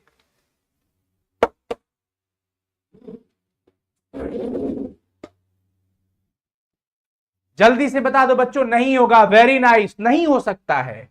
अब लवण सेतु का वर्क समझ लीजिए, ये दोनों अर्ध सेलों को आपस में कनेक्ट रखता है, ऐसा नहीं कि बिलियन उसके पोर्स से छिद्र से ऊपर चढ़ते हैं, ऐसा कुछ नहीं है, उस तरीके से नहीं, सिर्फ आयनों का गमन होता है उसमें, यह सिर्फ आंतरिक परिपथ को पूर्ण करता है और दोनों विलयन की विद्युत उदासीनता को कायम रखता है। तो लवण सेतु का यह कार्य है, नोट करना हो तो कर लीजिए, स्क्रीनशॉट लेना हो तो स्क्रीनशॉट ले लीजिए, ठीक है बच्चों। लवण सेतु का कार्य कि दोनों अर्ध सेल जो अलग अलग था, आधा आधा सेल, उसको यह कनेक्ट करता है, आंतरिक परिपथ को पूर्ण करता है, यानी कि आयनों का गमन करता है, और आयनों के गमन होने से दोनों विलयनों की वैद्युत उदासीनता कायम रहती है। क्लियर है, नेक्स्ट आ जाओ। इलेक्ट्रोड विभव क्या कहते हैं, इलेक्ट्रॉन त्यागना या इलेक्ट्रॉन ग्रहण करना, इसकी जो क्षमता है ना, इसकी जो प्रवृत्ति है ना, जो ये टेंडेंसी है, इसको इलेक्ट्रोड विभव कहते हैं। अब आपने देखा कि एक तरफ से इलेक्ट्रॉनों का त्याग किया जा रहा है, और दूसरी तरफ आपने क्या देखा कि दूसरी तरफ ये इलेक्ट्रॉन ग्रहण किए जा रहे हैं, तो यहां से त्याग हो रहा है, यानी यहां पर भी क्षमता है त्याग करने की, टेंडेंसी है, इलेक्ट्रोड विभव कहलाएगा, इलेक्ट्रोड विभव कहलाएगा ये। और यहां पर भी इलेक्ट्रॉन को ग्रहण करने की प्रवृत्ति है, यहां पर इलेक्ट्रॉन को ग्रहण करने की प्रवृत्ति है, तो यहां पर भी बच्चों क्या कहलाएगा, इलेक्ट्रोड विभव। लेकिन ये दोनों इलेक्ट्रोड विभव क्या बराबर होंगे, नहीं। हम एक काम करते हैं कि यहां पे ऑक्सीकरण होता है, इसलिए हम इसको कहते हैं ऑक्सीकरण इलेक्ट्रोड विभव। जब इलेक्ट्रॉनों का त्याग हुआ मतलब ऑक्सीकरण, और यहां पर इसको हम क्या बोलेंगे, अवकरण इलेक्ट्रोड विभव। समझ में आ गया, ऑक्सीकरण इलेक्ट्रोड विभव और अवकरण इलेक्ट्रोड विभव। ऑक्सीकरण इलेक्ट्रोड विभव कौन सा हुआ बच्चों, या तो आप इसे ऑक्सीकरण विभव कह लीजिए सिर्फ, या सिर्फ आप इसे ऑक्सीकरण विभव कह लीजिए।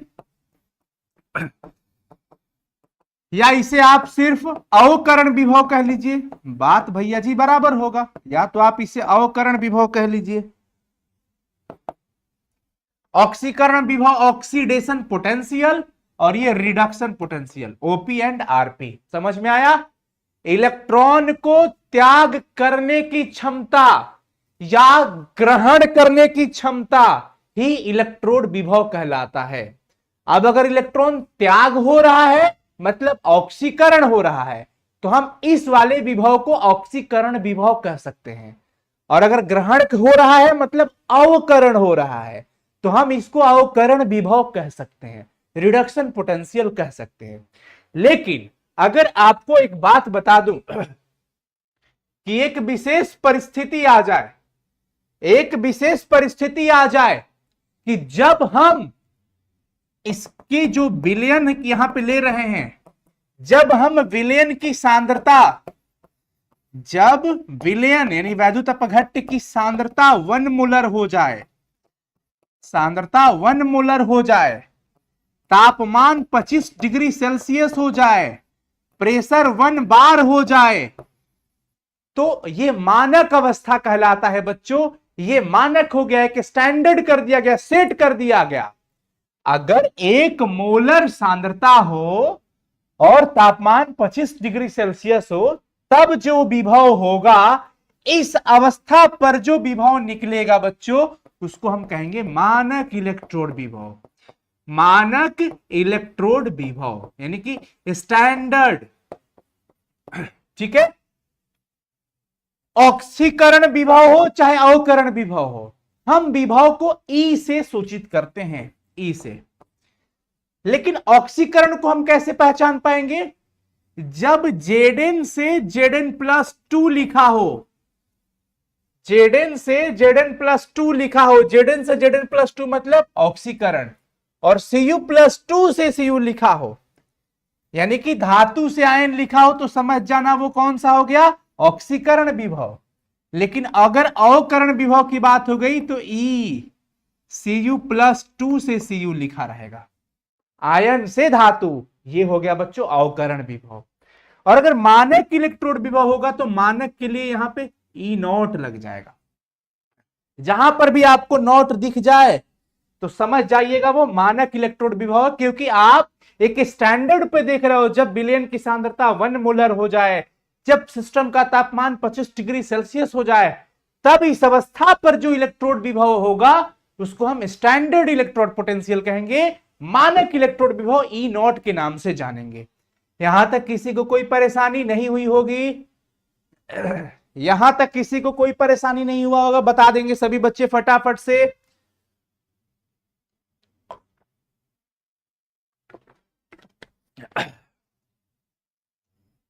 डन डन, बहुत सुंदर। अब आ जाइए, पूरा वैद्युत रासायनिक सेल एक नजर में देख लीजिए। एनोड पर ऑक्सीकरण हो रहा था, ये मैंने आपको बता दिया है। एनोड पर ऑक्सीकरण हो रहा था, कैथोड पर अवकरण हो रहा था। अब देखिए, जो अलग अलग आधा आधा सेल पे, अर्ध सेल जिससे हम कहा था हाफ सेल, उसे हम हाफ सेल अभिक्रिया कहते हैं। और दोनों साथ साथ होती है। दोनों साथ साथ मतलब ऑक्सीकरण और अवकरण हमेशा साथ साथ होती है। आप सभी लोग पढ़े हो, क्लास 10th में भी पढ़े हो कि ऑक्सीकरण अभिक्रियाएं और अवकरण अभिक्रियाएं दोनों साथ साथ हो रही है।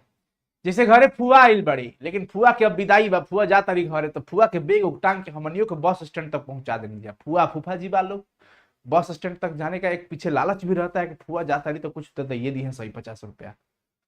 तो गए हम लोग बस स्टैंड पे, उनको बैग देने, गाड़ी आ रही है, फुआ कली के बबू आई था, अरे फुआ ई काहे के देता रू, तो हम लड़का बने बुर्बक धरा लड़के ना बड़ा, हमने आ गए मिठाई खा लिया।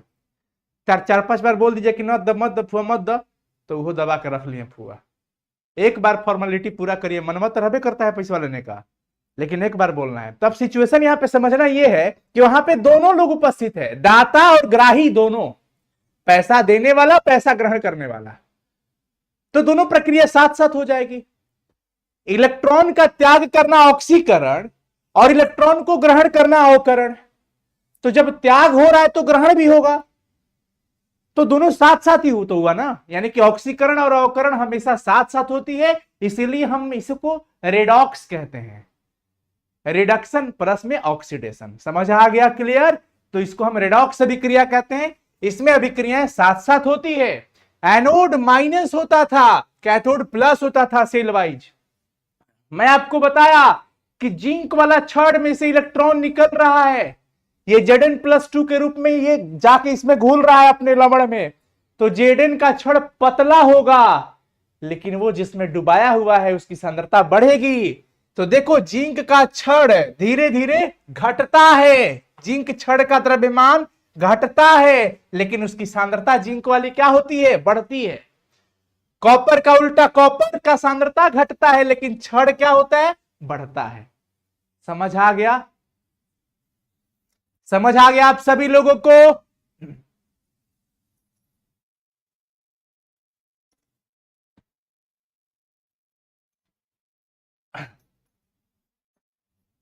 समझ में आ गया एग्जाम्पल? सर आप एग्जाम्पल मस्त देते हैं, ठीक है। हाँ जी, बहुत सुंदर बच्चों, बहुत सुंदर। यानी विद्युत रासायनिक सेल आपने समझ लिया कि oxidation occurs at the anode, oxidation anode पे होता है, रिडक्शन कैथोड पे होता है। भैया reaction taking place on each half cell is called half cell reaction. प्रत्येक इलेक्ट्रोड पे, जो ईच इलेक्ट्रोड पे रिएक्शन हो रहा है उसको हाफ सेल रिएक्शन कहते हैं। और दोनों हाफ सेल रिएक्शन साइमल्टेनियसली स्वतः होते रहता है, साथ साथ होता रहता है।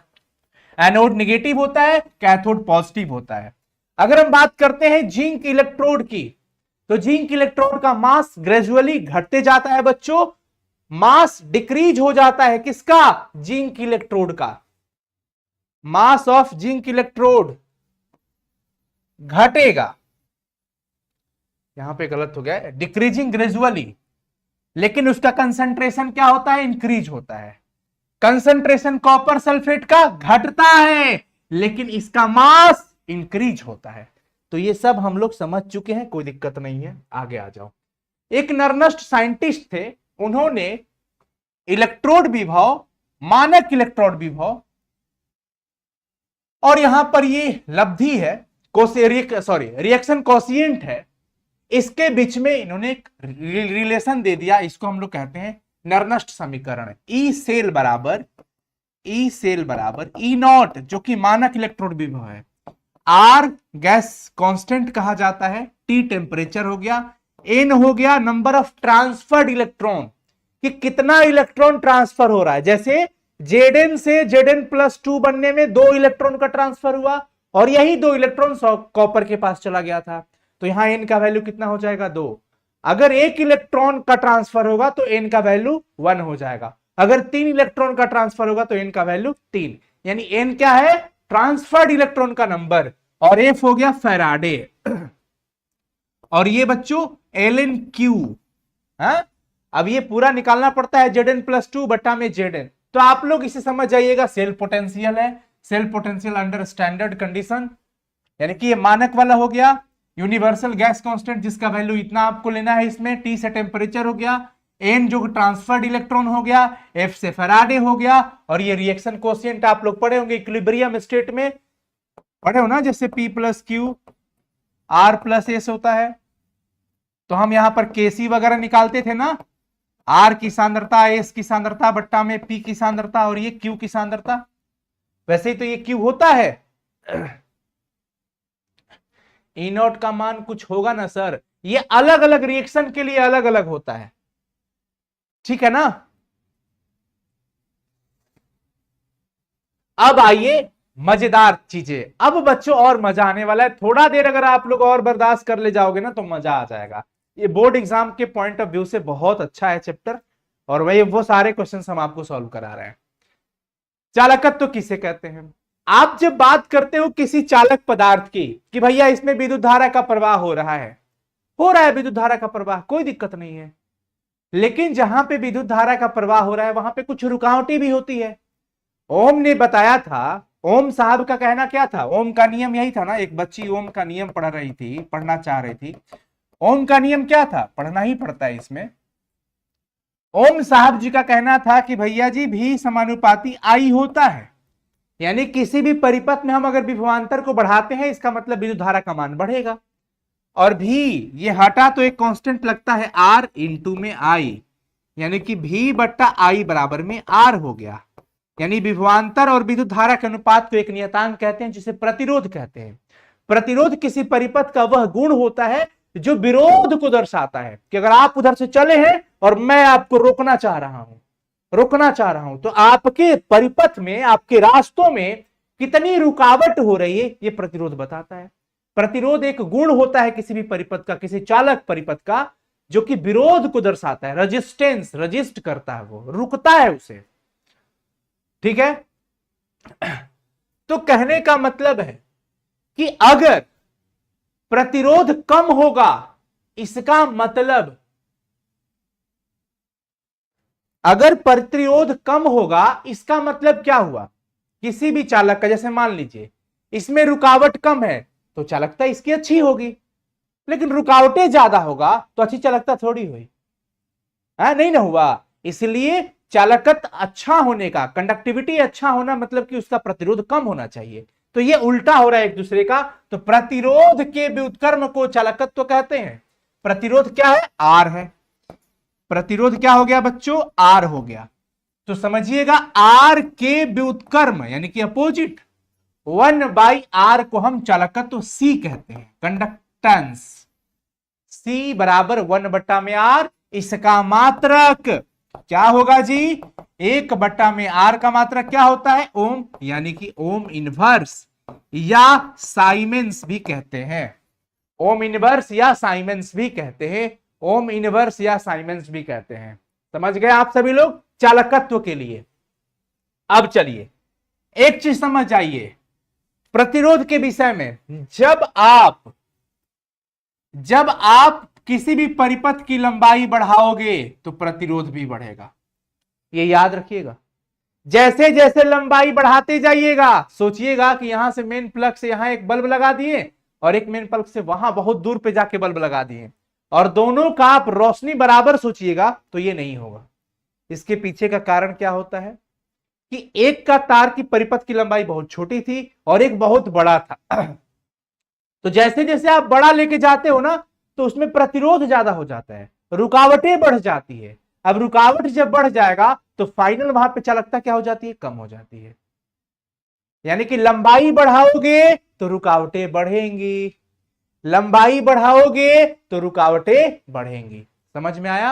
यानी कि R बढ़ाने से L बढ़ता है, R घटाने से L घटता है, या L बढ़ाने से R बढ़ता है। ये सही पॉइंट हुआ कि हम L बढ़ाएंगे तो R बढ़ेगा, L घटाएंगे तो R घटेगा। लेकिन जो अनुप्रस्थ काट का क्षेत्रफल होता है उसके व्युत्क्रमानुपाती होता है R। एरिया जितना ज्यादा होगा रेजिस्टेंस उतना ही कम होगा, एरिया कम होगा रेजिस्टेंस ज्यादा। सोचिए कि अगर एक पाइप हो और एक ये पाइप हो, अगर मैं कहूं कि ये वाली एरिया कम है और ये वाली एरिया ज्यादा है, पानी का प्रवाह बड़ी आसानी से किसमें होगा, बहुत प्यार से इसमें होगा। क्यों? पानी का प्रवाह इसमें कोई रुकावट ज्यादा नहीं होगा, सबसे आसानी से जाएगा इसमें। क्यों? क्योंकि इसका एरिया ज्यादा है, तो सबसे आसानी से जाना यानी रुकावटें कम होना। तो रुकावट कम कब हुआ, जब एरिया ज्यादा हुआ तब। तो ये व्युत्क्रमानुपाती हो जाता है। अब आगे देख लीजिए बच्चों, यहां पे R समानुपाती क्या हो गया, L बट्टा में A। R समानुपाती में L बट्टा में A। R बराबर एक कांस्टेंट लगा रो L बट्टा में A। R बराबर रो L बाई A। R बराबर में रो L by A। Clear? R बराबर में रो L बाई A, जहां हम रो को क्या कहते हैं बच्चों, रो हो गया प्रतिरोधकता। प्रतिरोधकता या आप इसे विशिष्ट प्रतिरोध कह सकते हो, आप इसे विशिष्ट प्रतिरोध कह सकते हो। क्या कह सकते हो बच्चों, विशिष्ट प्रतिरोध कह सकते हो। क्या कह सकते हो, विशिष्ट प्रतिरोध कह सकते हो। लेंथ जितना ज्यादा बढ़ेगा उससे क्या होगा, लेंथ जितना ज्यादा बढ़ाओगे प्रतिरोध बढ़ते चला जाएगा। लेंथ बढ़ेगा तो प्रतिरोध बढ़ते जाएगा, लेंथ घटेगा तो प्रतिरोध कम होता चला जाएगा। समझ गए सभी लोग? हाँ, करंट की बात नहीं शाहिद राजा, मैं ये कह रहा हूं कि जब आप लेंथ ज्यादा करोगे तो प्रतिरोध बढ़ गया, और प्रतिरोध कम हो गया तो करंट तो वैसे ही कम हो गया ना। रुकावटें ज्यादा हो गई तो सोचो ना कि रुकावटें बढ़ गई, इसका मतलब यहां से यहां तक आने में फाइनल करंट का वैल्यू तो वैसे ही डिक्रीज हो गया। समझ गए? शाहिद एक बार रिस्पॉन्स कर देना, समझ गए क्या? शाहिद जी एक बार रिस्पॉन्स कर दीजिएगा, समझ गए क्या?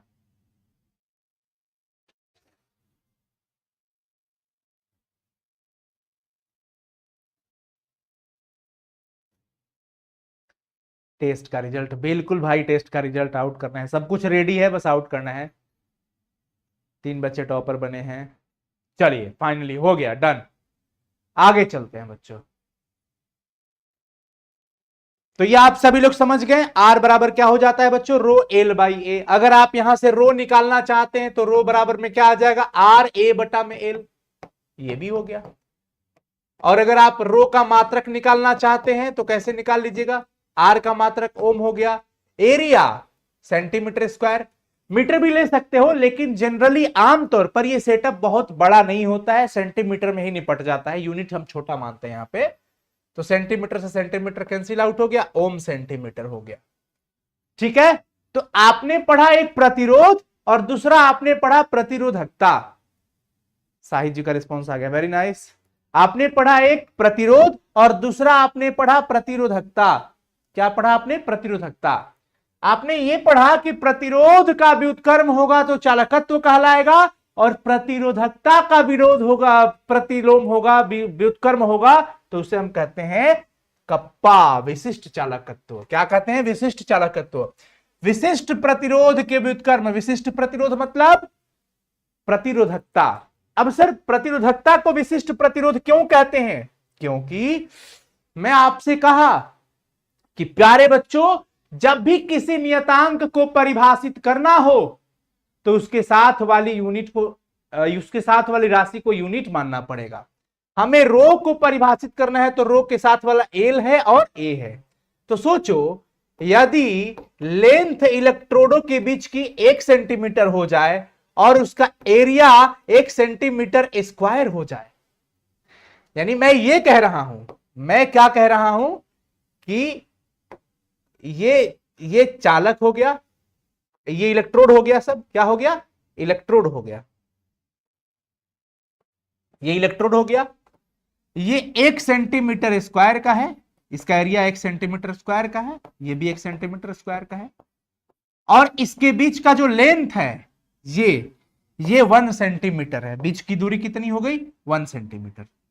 हम अगर इसको मिला देते हैं ऐसे, इसको हम ऐसे मिला देते हैं तो मिलाने पर ये एक बॉक्स टाइप का बन गया, एक आयतन बन गया। ये 1 सेंटीमीटर और ये 1 centimetre square, area into length को जोड़ोगे तो जब एल का वैल्यू 1 सेंटीमीटर हो, एरिया का वैल्यू 1 सेंटीमीटर स्क्वायर हो जाएगा, तो जो आर होगा वही तो रो हो जाएगा ना। यानी कि प्रतिरोधकता भी एक प्रकार की प्रतिरोध ही होता है, प्रतिरोधकता भी एक प्रकार का प्रतिरोध है। जब 1 1 रख दीजिएगा तो रो बराबर आर आ जाएगा, या आर बराबर रो आ जाएगा। तो क्या प्रतिरोधकता प्रतिरोध नहीं है, लेकिन कब, प्रतिरोधकता ही एक प्रकार का प्रतिरोध है, कब, जब एल का वैल्यू 1 सेंटीमीटर हो और एरिया 1 सेंटीमीटर स्क्वायर हो। यह विशेष परिस्थिति में प्रतिरोध के रूप में जाना जाता है, इसलिए हम इसे विशिष्ट प्रतिरोध कहते हैं, स्पेसिफिक कंडक्टेंस कहा जाता है। लेंथ किसका बढ़ रहा है सर, चालक तार की। चालक तार अगर हम लेते हैं ना, चालक तार, चालक पदार्थों का लेंथ बढ़ाइएगा तो उसके बारे में बात किया गया है, चालक पदार्थों की। ठीक है, इसका मतलब यह होगा कि अगर यहां से वॉल्यूम निकालोगे, आयतन निकालोगे, तो 1 सेंटीमीटर क्यूब हो जाएगा, एरिया इंटू में लेंथ, 1 इंटू 1 कितना हो गया, 1 सेंटीमीटर क्यूब। यानी कि इस 1 सेंटीमीटर क्यूब के सेटअप में जो प्रतिरोध आएगा उसे विशिष्ट प्रतिरोध, और इस 1 सेंटीमीटर क्यूब के सेटअप में जो चालकता आएगी उसे विशिष्ट चालकता कहते हैं। यानी कि कुल मिला के विशिष्ट प्रतिरोध रो के व्युत्क्रम, व्युत्क्रम मतलब उल्टा, व्युत्क्रम का मतलब उल्टा। अमृता अरोरा करिए मिस यू सर। अरे हम जिंदा हैं, हम जिया तनी भाई, ये जे सामने बनी, मिस मत करो, हम तो यहीं पे है, सामने है। Love you. One by rho, one by rho को कहते हैं बच्चों विशिष्ट चालकता कप्पा। कप्पा, इसको कप्पा कहते हैं, याद रखिएगा सभी लोग, क्या कहते हैं बच्चों? कप्पा कहते हैं, कप्पा। तो विशिष्ट चालकत्व तो स्पेसिफिक कंडक्टेंस को कप्पा से सुनिश्चित क्या करते हैं? दर्शाते हैं, सूचित करते हैं, कप्पा से सूचित करते हैं। कप्पा बराबर 1/रो होता है, 1/रो। अब देख लीजिए सभी लोग, 1/रो का मतलब, रो का फॉर्मूला क्या होता है? आर ए बटा में एल, आर ए बटा में एल। अब ये ऊपर उलट जाएगा, 1/, का मतलब उलट जाएगा, एल बटा में आर ए हो जाएगा, एल बटा में आर ए हो जाएगा। आप चाहे तो कप्पा को एल बटा में आर ए लिख रहे हैं ना, एल बटा में आर ए ऐसे, 1/r into L by A, L बटा में आर ए हो जाएगा, हो जाएगा ना बच्चों? Yes sir. तो देखो कप्पा बराबर 1/r बराबर आपने कुछ पढ़ा था क्या? 1/r को क्या कहते हैं? 1/r को कहते हैं चालकत्व, सी चालकत्व कहते हैं। याद रखिएगा सभी लोग, 1/r को बच्चों क्या कहते हैं जी? चालकत्व कहते हैं। और एल बट्टा ए को अब जान लीजिए आप सभी लोग, एल बट्टा ए को क्या कहते हैं? क्या हो गया? हाँ सर डेरिवेशन पूछेगा क्या? नहीं, इसमें तो डेरिवेशन वैसा अभी तक कुछ है नहीं, अभी तो वैसा कुछ नहीं मिला। 1/r को चालकत्व कहते हैं, एल बट्टा ए को हम कहते हैं बच्चों सेल स्थिरांक, सेल कांस्टेंट कहते हैं, सेल स्थिरांक, सेल कांस्टेंट। दोनों इलेक्ट्रोडों के बीच की दूरी L और अनुप्रस्थ काट का क्षेत्रफल A के अनुपात को सेल स्थिरांक कहते हैं। L बटा A को सेल स्थिरांक कहते हैं, L बटा A को सेल स्थिरांक कहते हैं। अगर सिल्वर का वायर हो तो सिल्वर के वायर में प्रतिरोध ना के बराबर होता है, इसलिए उसको विद्युत का सबसे अच्छा यानी उत्तम चालक माना जाता है। ठीक है ना? तो कप्पा बराबर चालकत्व इंटू सेल स्थिरांक, ये भी एक फॉर्मूला हो गया। समझ में आ गया? आगे चल लीजिए। सेल स्थिरांक क्या है? देखिए आ गया ना, किसी भी सेल में दोनों इलेक्ट्रोडों के बीच की दूरी तथा उसके अनुप्रस्थ काट के क्षेत्रफल के अनुपात को, बीच की दूरी L और क्षेत्रफल A के अनुपात को सेल स्थिरांक X या G स्टार कहते हैं। इसे G स्टार से या X से व्यक्त करते हैं। The ratio of the distance between two electrodes, दोनों इलेक्ट्रोड के बीच का डिस्टेंस, और cross sectional area of electrode, जिसको हम क्या कहते हैं बच्चों? A, उसके रेशियो को, अनुपात को सेल कांस्टेंट कहते हैं, जो कि X से एक्सप्रेस किया जाता है, डिनोटेड किया जाता है। कोई दिक्कत? सर जी अब हो गया, बस कर दीजिए। बस क्या चाहते हो, इसका पार्ट 2 लेके आना पड़ेगा? हैं? अभी अब नहीं पढ़ोगे? अरे और थोड़ा पढ़ लो, आधा घंटा पढ़ लोगे तो हो जाएगा, आधे घंटे की बात है जी, चलिए पढ़ लीजिए। विशिष्ट चालकता की इकाई पढ़ लीजिए बच्चों। विशिष्ट चालकता कप्पा बराबर हमने क्या पढ़ा था? 1/रो पढ़ा था। रो का यूनिट क्या हुआ था? ओम सेंटीमीटर। तो अब इसका क्या हो जाएगा? ऊपर चला जाएगा तो ओम इनवर्स हो जाएगा और सेंटीमीटर भी इनवर्स हो जाएगा। आप पढ़ोगे ना? पढ़ोगे ना? हाँ या ना बता दो। पढ़ोगे ना? हाँ या ना बता दो। पढ़ोगे ना? हाँ या ना बता दो सभी लोग। पढ़ोगे ना? हाँ या ना बता दो। अभी बहुत ज्यादा टाइम तो नहीं हुआ है।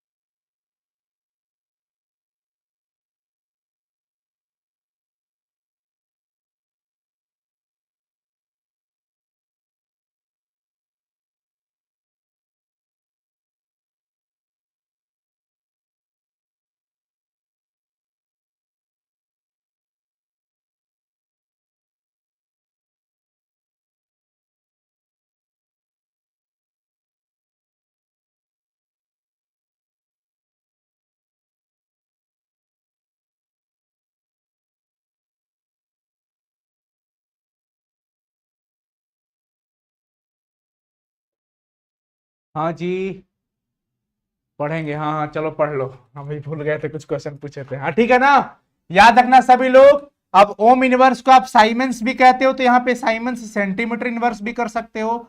अगर एसआई मात्रक पूछ दिया तो एसआई में दूरी को मीटर ले लेते हैं, तो मीटर ले लेना, ohm inverse metre inverse according to option.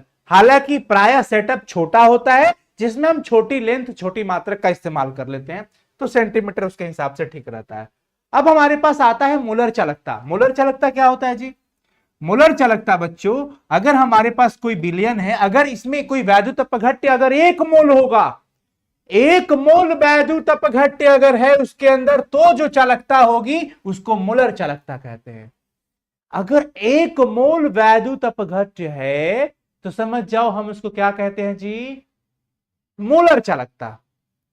तब जो चालकता होगी उसको मोलर चालकता कहते हैं। क्या कहते हैं? मोलर चालकता कहते हैं।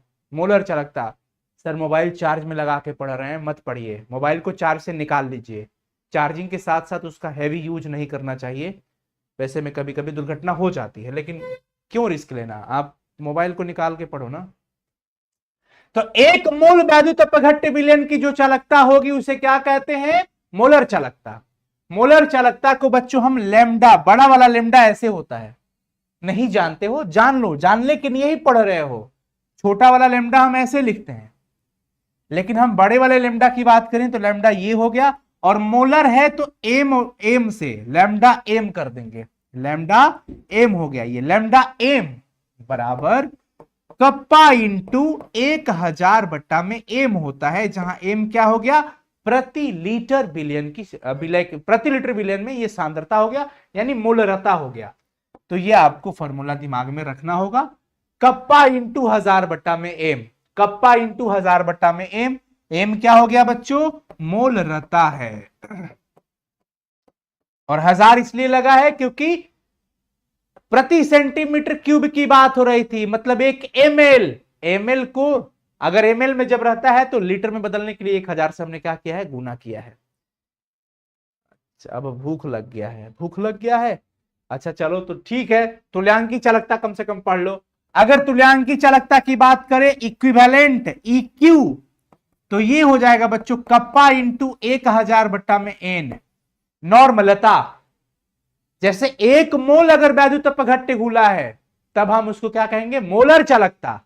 1 मोल होगा तो मोलर चालकता, 1 ग्राम तुल्यांक होगा, 1 ग्राम तुल्यांक होगा, 1 तुल्यांकी भार होगा, तब हम उसको कहेंगे तुल्यांकी चालकता, लैम्डा इक्यू। जहां पे मोलरता था यहां पे नॉर्मलता हो जाएगा, बस इतना ध्यान रखिए। ये क्या हो गया? नॉर्मलता, नॉर्मलता। अब इसका यूनिट पढ़ लो ताकि ये आगे आपको तबाही ना करे, इसके बाद खत्म कर देते हैं। कप्पा का यूनिट क्या होता है? Ohm inverse centimetre inverse. नीचे मोल रहता है मोल प्रति लीटर या मोल प्रति सेंटीमीटर क्यूब, बात बराबर हो गया। ओम इनवर्स हो जाएगा, ऊपर मोल जाएगा, मोल इनवर्स, सेंटीमीटर 3 में से 1 खत्म हो जाएगा तो सेंटीमीटर स्क्वायर बचेगा। ठीक है, इसका यूनिट ध्यान रखना सभी लोग, ohm inverse mole inverse centimetre square, ohm inverse mole inverse centimetre square. वैसे इसका निकालना हो तो कप्पा का यूनिट क्या होता है? ओम इनवर्स सेंटीमीटर इनवर्स, नीचे नॉर्मालिटी, नॉर्मालिटी का क्या होता है बच्चों?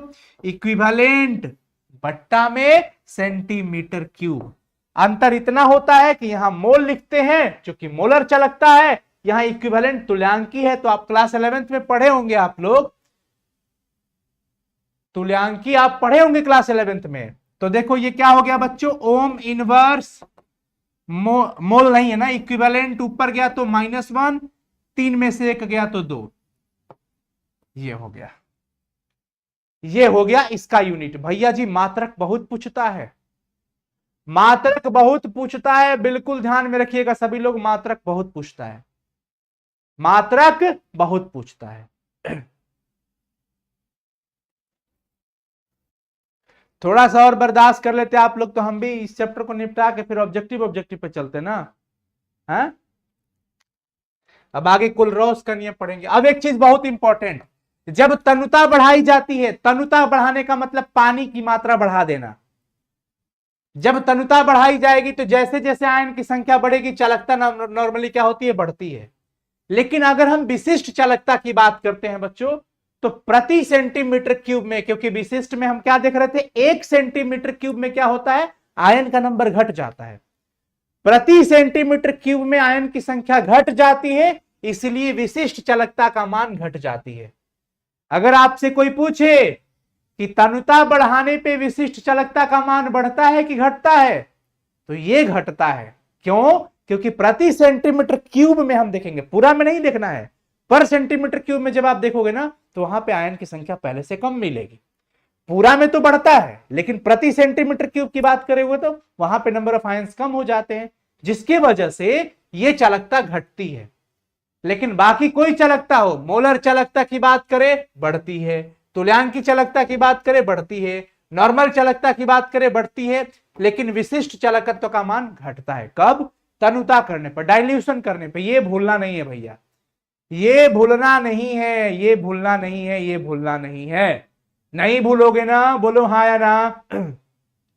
चलो मैं सवाल कर लेता हूं, तनुता बढ़ाने पर विशिष्ट चालकत्व का मान बढ़ता है कि घटता है?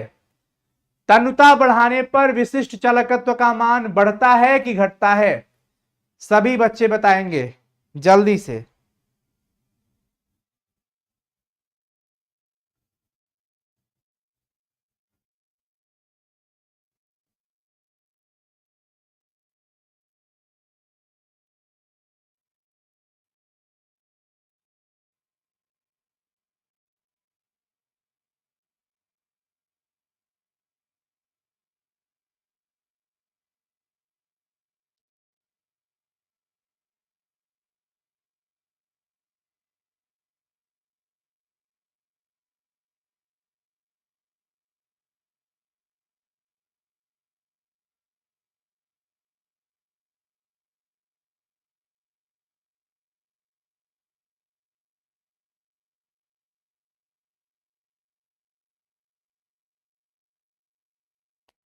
ये बढ़ता है लिख रहे हो जी? हाँ, तनुता बढ़ाने पर विशिष्ट चालकत्व का मान घटता है ना? कहां चले गए सब?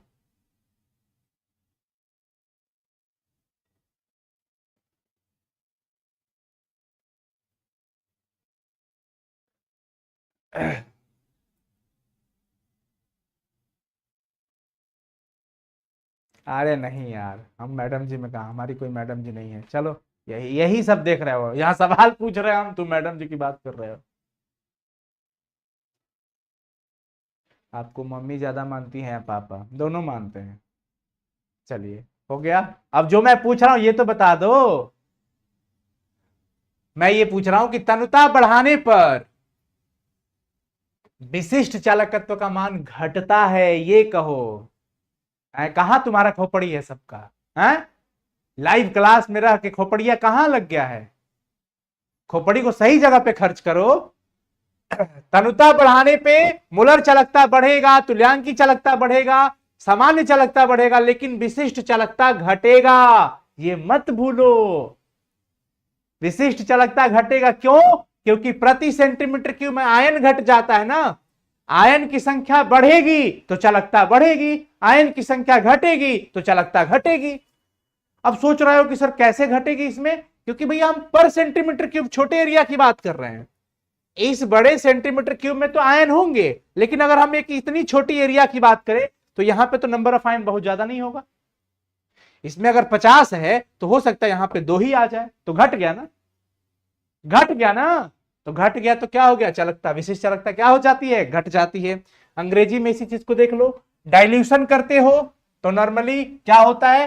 कंडक्टिविटी इंक्रीज होता है। डाइल्यूशन करते हो तो स्पेसिफिक कंडक्टिविटी यहां पे डिक्रीज होगा। क्या होगा? डिक्रीज करती है। डाइल्यूशन करते हो मोलर कंडक्टिविटी इंक्रीज करती है, डाइल्यूशन करते हो इक्विवेलेंट कंडक्टिविटी इंक्रीज करती है।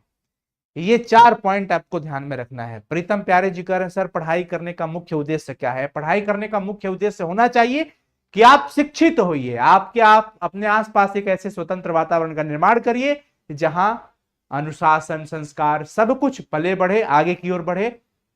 शिक्षा का मूल्य उद्देश्य यही होना चाहिए, जीवन जीने का उद्देश्य पता होना चाहिए। शिक्षा का सिर्फ मतलब ये नहीं कि सिर्फ पैसा कमाना है, नौकरी लेना है। पैसा कमाने के बहुत सारे साधन होते हैं, ऐसा नहीं है कि जो पढ़े लिखे हैं वही सिर्फ पैसा कमाते हैं। शिक्षा का मतलब ये है कि आप अपने जीवन के लक्ष्य को समझ पाए, जीवन के उद्देश्य को समझ पाए। ठीक है, किस प्रकार से जीवन रहना चाहिए। प्रत्येक व्यक्ति को जीवन सरवाइव करने के लिए एजुकेटेड होना बहुत जरूरी है, उसको शिक्षा का जानकारी होना चाहिए। ठीक है,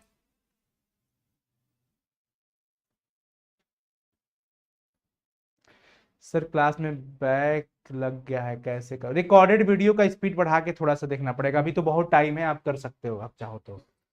चलिए अब हमारे पास, चलो बच्चों आज रहने देते हैं या पढ़ा ही दें, आप लोग हो तो पढ़ा देते हैं। चलो ना पढ़ लेते हैं। कुलरॉस का नियम।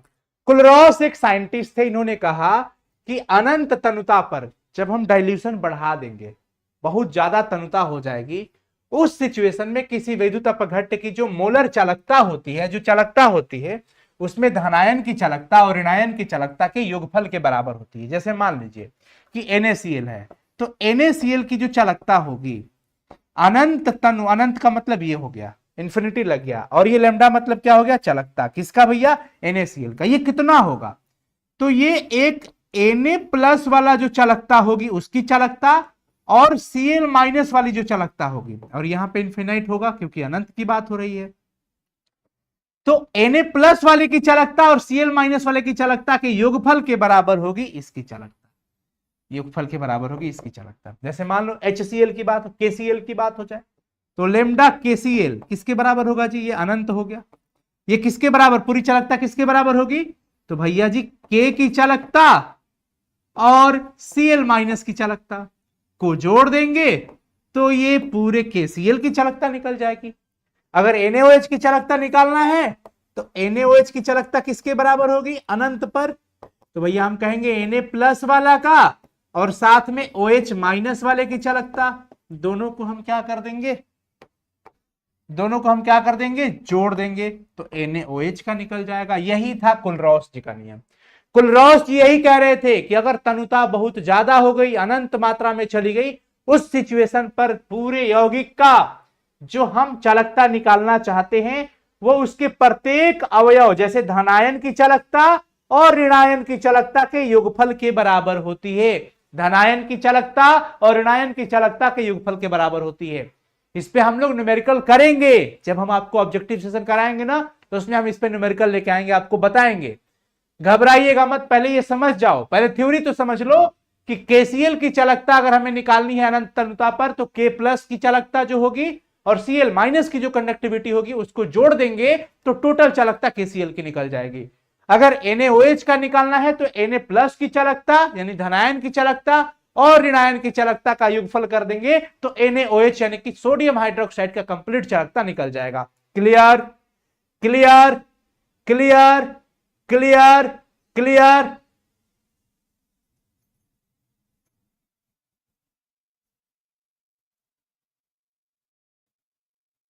कोई बात नहीं रितेश जी, करने दीजिए, पढ़ाई करिए, छोड़िए वो सब बात, 1% का इंटरेस्ट नहीं है, टेंशन मत लो, आप पढ़ाई करो, छोड़ो।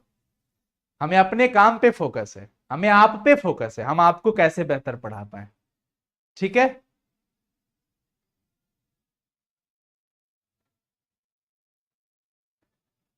यस, चलो ये समझ में आ गया सबको, यस सर।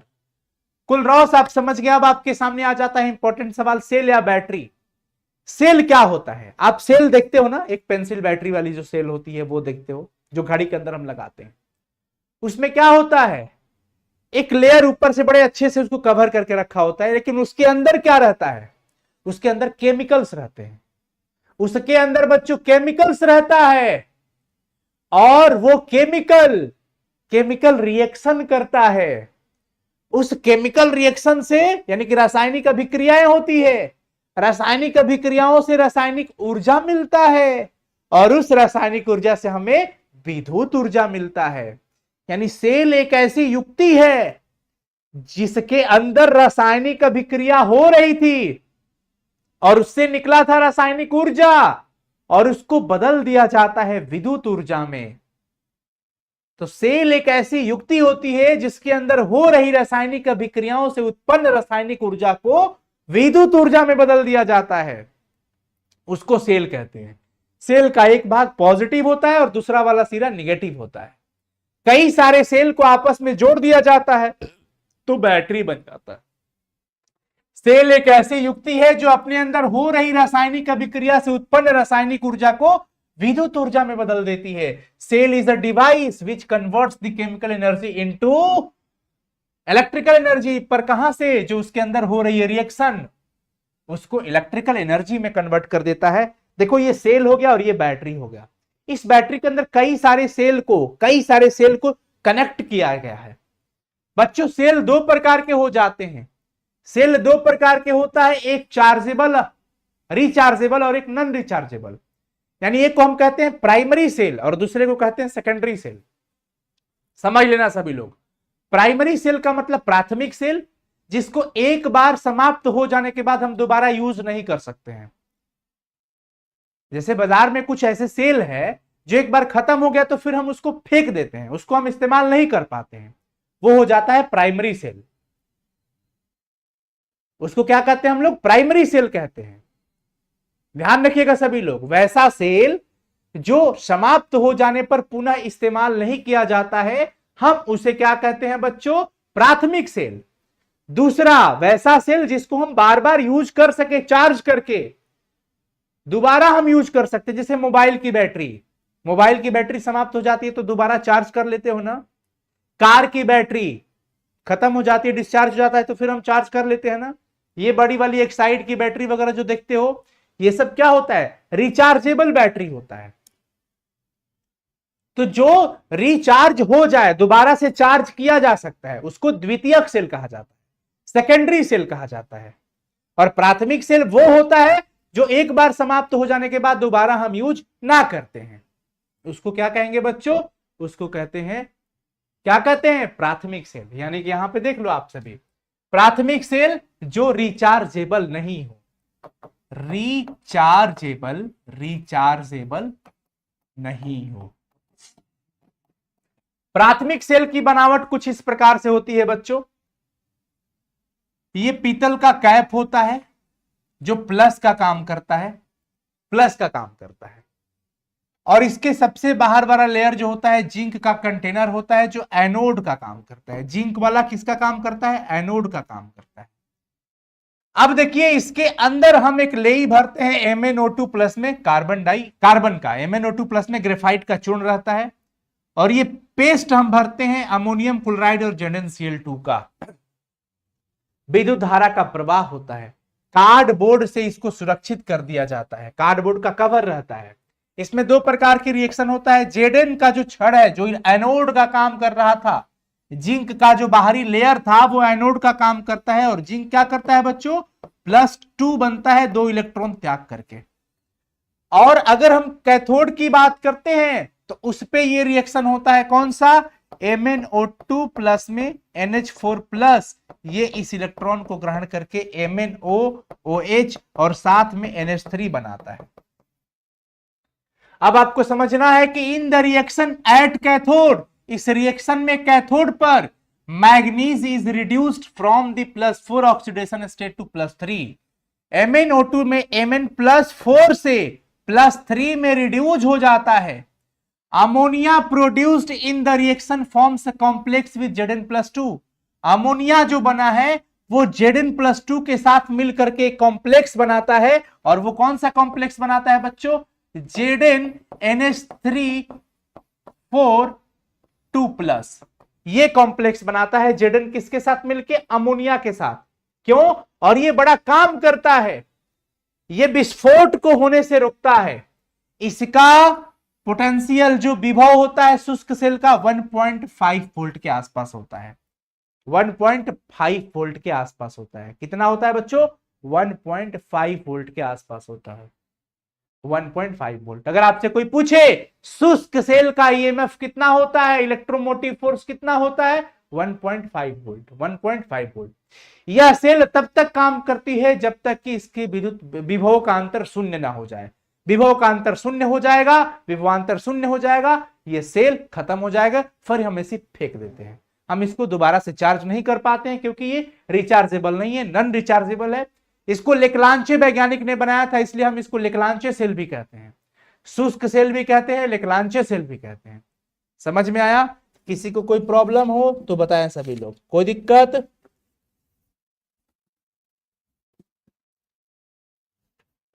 बता दीजिए।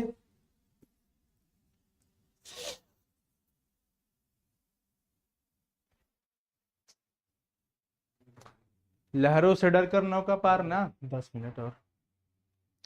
लहरों से डरकर नौका पार नहीं होती और कोशिश करने वालों की कभी हार नहीं होती। बहुत सुंदर, आज मूड बना के आए हैं अनु भैया 12th का पहले ही हमने। अच्छा अच्छा अच्छा, चलो तो मूड बना के आए तो पढ़ा तो रहे हैं ना। तो प्राथमिक सेल आप लोग समझ गए होंगे। एक बार भैया रिप्लाई तो कर दो, समझ गए सब? रिप्लाई तो कर दो। बेसिकली सेल के बारे में, सेल का कैसा बनावट होता है, सबसे बाहर कार्डबोर्ड होता है, ऊपर पीतल का जो कैप होता है जो कैथोड का काम करता है, प्लस का काम करता है, एनोड माइनस का काम करता है जो जिंक का छड़ होता है, उसके अंदर ये पेस्ट भरा होता है।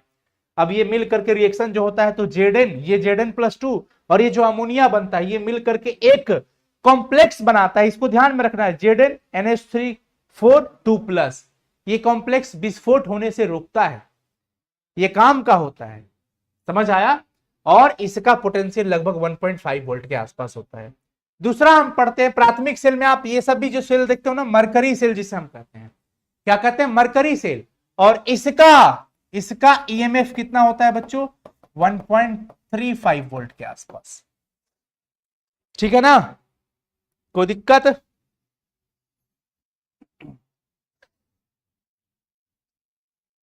अब आ जाइए द्वितीयक सेल। द्वितीयक सेल जो आप देख रहे हो इस प्रकार का होता है। द्वितीयक सेल इस प्रकार का होता है। इसमें आप देख रहे हो पीबी और पीबीओ2 का छड़ है। पीबी है और पीबीओ2 रहता है, पीबी और पीबीओ2। पीबी और पीबीओ2 का छड़ रहता है। अब देखिए जैसे ये पीबी है, ये पीबी है जो माइनस का काम कर रहा है, और पीबीओ2 वाला जो छड़ है वो प्लस का काम कर रहा है। तो एनोड माइनस होता है, कैथोड प्लस होता है। अब ये वाला जो छड़ आपको दिख रहा है, ये कौन सा? प्लस वाला, ये होता है पीबीओ2 का, और ये जो आप छड़ रहे हैं, देख रहे हो छड़ पीबी का।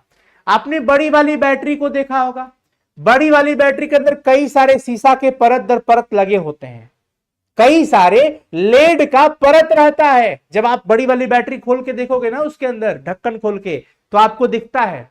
तो कई सारे सेलों का समूहन है वो। सेलों के समूहन से क्या बनती है? बड़ी बैटरी बनती है।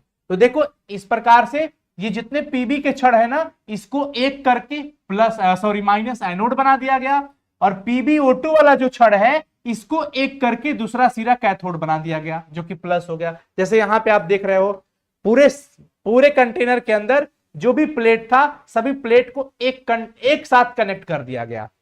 पीबी वाले को एक साथ जो एनोड का काम करता है, और पीबीओ2 वाले को एक साथ जो कैथोड का काम करता है। अब इसके अंदर बच्चों कुछ प्रतिशत H2SO4 का भी हम लोग मिला देते हैं, और बाकी PbSO4 भी रहता है। इसमें जो रिएक्शन होता है वो ये रिएक्शन होता है। ये समझिएगा, PbSO4 से PbSO4 और 2 इलेक्ट्रॉन निकलता है, एक एनोड पे होता है और एक कैथोड पे होता है। ये रिएक्शन आप देख लीजिएगा। और फाइनली ये अर्धसेल अभिक्रिया, ये अर्धसेल अभिक्रिया, इलेक्ट्रॉन इलेक्ट्रॉन खत्म हो गया, मिलके बन गया ये पूर्ण सेल अभिक्रिया। पूर्ण सेल अभिक्रिया में PbSO4 का निर्माण होता है। PbSO4 का निर्माण होता है तो बैटरी काम करना स्टार्ट कर देती है। जैसे बैटरी डिस्चार्ज हो जाती है तो ये रिएक्शन बिल्कुल पलट जाता है। ये वाला पार्ट इधर दिखने लगता है और ये वाला पार्ट इधर आ जाता है, तो बैटरी दोबारा से चार्ज होने लगती है। यहां पे बैटरी चार्ज है, काम करना स्टार्ट कर देती है, लेकिन जब डिस्चार्ज हो जाती है बैटरी तो आप वापस ये वाला पोर्शन उलट जाता है, PbSO4 समाप्त हो जाता है। तो अब ये बनना, आप समझिएगा सभी लोग, ये दो तरह का रिएक्शन, क्योंकि ये रिचार्जेबल वाली कहानी पढ़ रहे हो ना आप सब लोग, रिचार्जेबल वाली जो दोबारा हम इसे चार्ज कर सकते हैं। जिस सेल को हम समाप्त होने के बाद भी अगर हम चार्ज कर लेते हैं दोबारा, उसी को तो कहते हैं सेकेंडरी सेल, उसी को तो कहते हैं द्वितीयक सेल। तो द्वितीयक सेल ये है बच्चों, समझ में आ गया होगा? यस, खत्म भी हो गया, वाह वाह वाह वाह, खत्म हो गया। मतलब हम लोग सारे इंपॉर्टेंट पॉइंट बच्चों कवर कर चुके हैं। इसके पीडीएफ के लिए आप हमारे साइंस संग्रह एप्लीकेशन पे आ जाइए। और अगर किसी भी व्यक्ति को कोई दिक्कत है, कोई 11th के बच्चे होंगे, तो आप सभी लोग प्लीज हेल्प करिए। 9155181020 हमारा हेल्पलाइन नंबर है। साइंस संग्रह ऐप है। 11th के बच्चों का भी ऐप पे हमारा बैच स्टार्ट हो चुका है, प्रहार बैच, साइंस संग्रह ऐप प्रहार बैच 2025, प्रहार बैच 2025 है। आप सभी लोग जरूर हेल्प करिए उन बच्चों तक, आपके आसपास जो भी बच्चे हैं, आप सभी लोग उन बच्चों तक जरूर इस बात को पहुंचाएं। आज का सेशन कैसा लगा बिना कमेंट के मत जाना। इतने सारे बच्चे देखे हो, वो बड़ी शिद्दत से पढ़ाए हैं। आप सभी लोग कमेंट करके जाइएगा, वीडियो के नीचे कमेंट करके जाना कि आज का सेशन कैसा लगा। ऑल दी वेरी बेस्ट बच्चों, बहुत जल्द मिलते हैं इसके ऑब्जेक्टिव क्वेश्चन को लेकर के, और जल्द मुलाकात होगी धमाकेदार सेशन में। अब आपको प्रतिदिन वैसे धमाकेदार वीडियो हमारे मिलते रहे हैं। चैनल को सब्सक्राइब जरूर कर लीजिएगा, नोटिफिकेशन को ऑन कर लीजिएगा, ऑल वाला नोटिफिकेशन ऑन कर लीजिएगा, ताकि हम कुछ भी अपलोड करें तो आप तक पहुंचे। बिहार के तमाम बच्चों को बेहतरीन एजुकेशन देने का जो हमने सपना देखा है, उसके लिए हम दिन रात मेहनत कर रहे हैं। यूं जाके वापिस ऐसे आके फिर जाना, फिर वापिस आके फिर जाना, ये हमारा किस्मत, और हम अपने किस्मत से लड़ रहे हैं, मेहनत कर रहे हैं। आप सबके साथ आपका सपोर्ट बना रहे। ऑल दी वेरी बेस्ट बच्चों, love you all, thank you so much, bye, take care. फिर मिलते हैं, कमेंट जरूर कर दीजिएगा सभी लोग। Good night. चलो आगे बढ़ो, आदर करते रहो माता पिता का, बड़ों का आदर करो, दिल में प्यार बनाए रखना अपना, और कुछ भी बनने से पहले अच्छा इंसान जरूर बनना। अच्छी पुस्तकें पढ़ो, अच्छे लोगों का संगत हो, अच्छी बातें सुनो, घर में बुजुर्ग दादी दादाजी हैं उनके साथ बैठो, संघर्ष की कहानियां सुननी चाहिए, अच्छी चीजें, व्यवहारिक ज्ञान जरूर सुनिए। किताबों में किताबी ज्ञान मिलेगा, व्यवहारिक ज्ञान आपके घर परिवार संस्कार से ही मिलता है। गुड नाइट बच्चों, लव यू ऑल। कमेंट करके जाना कंजूस भाइयों बहनों, कंजूस हो तुम सब लोग, ठीक है ना? चलो बाय बाय।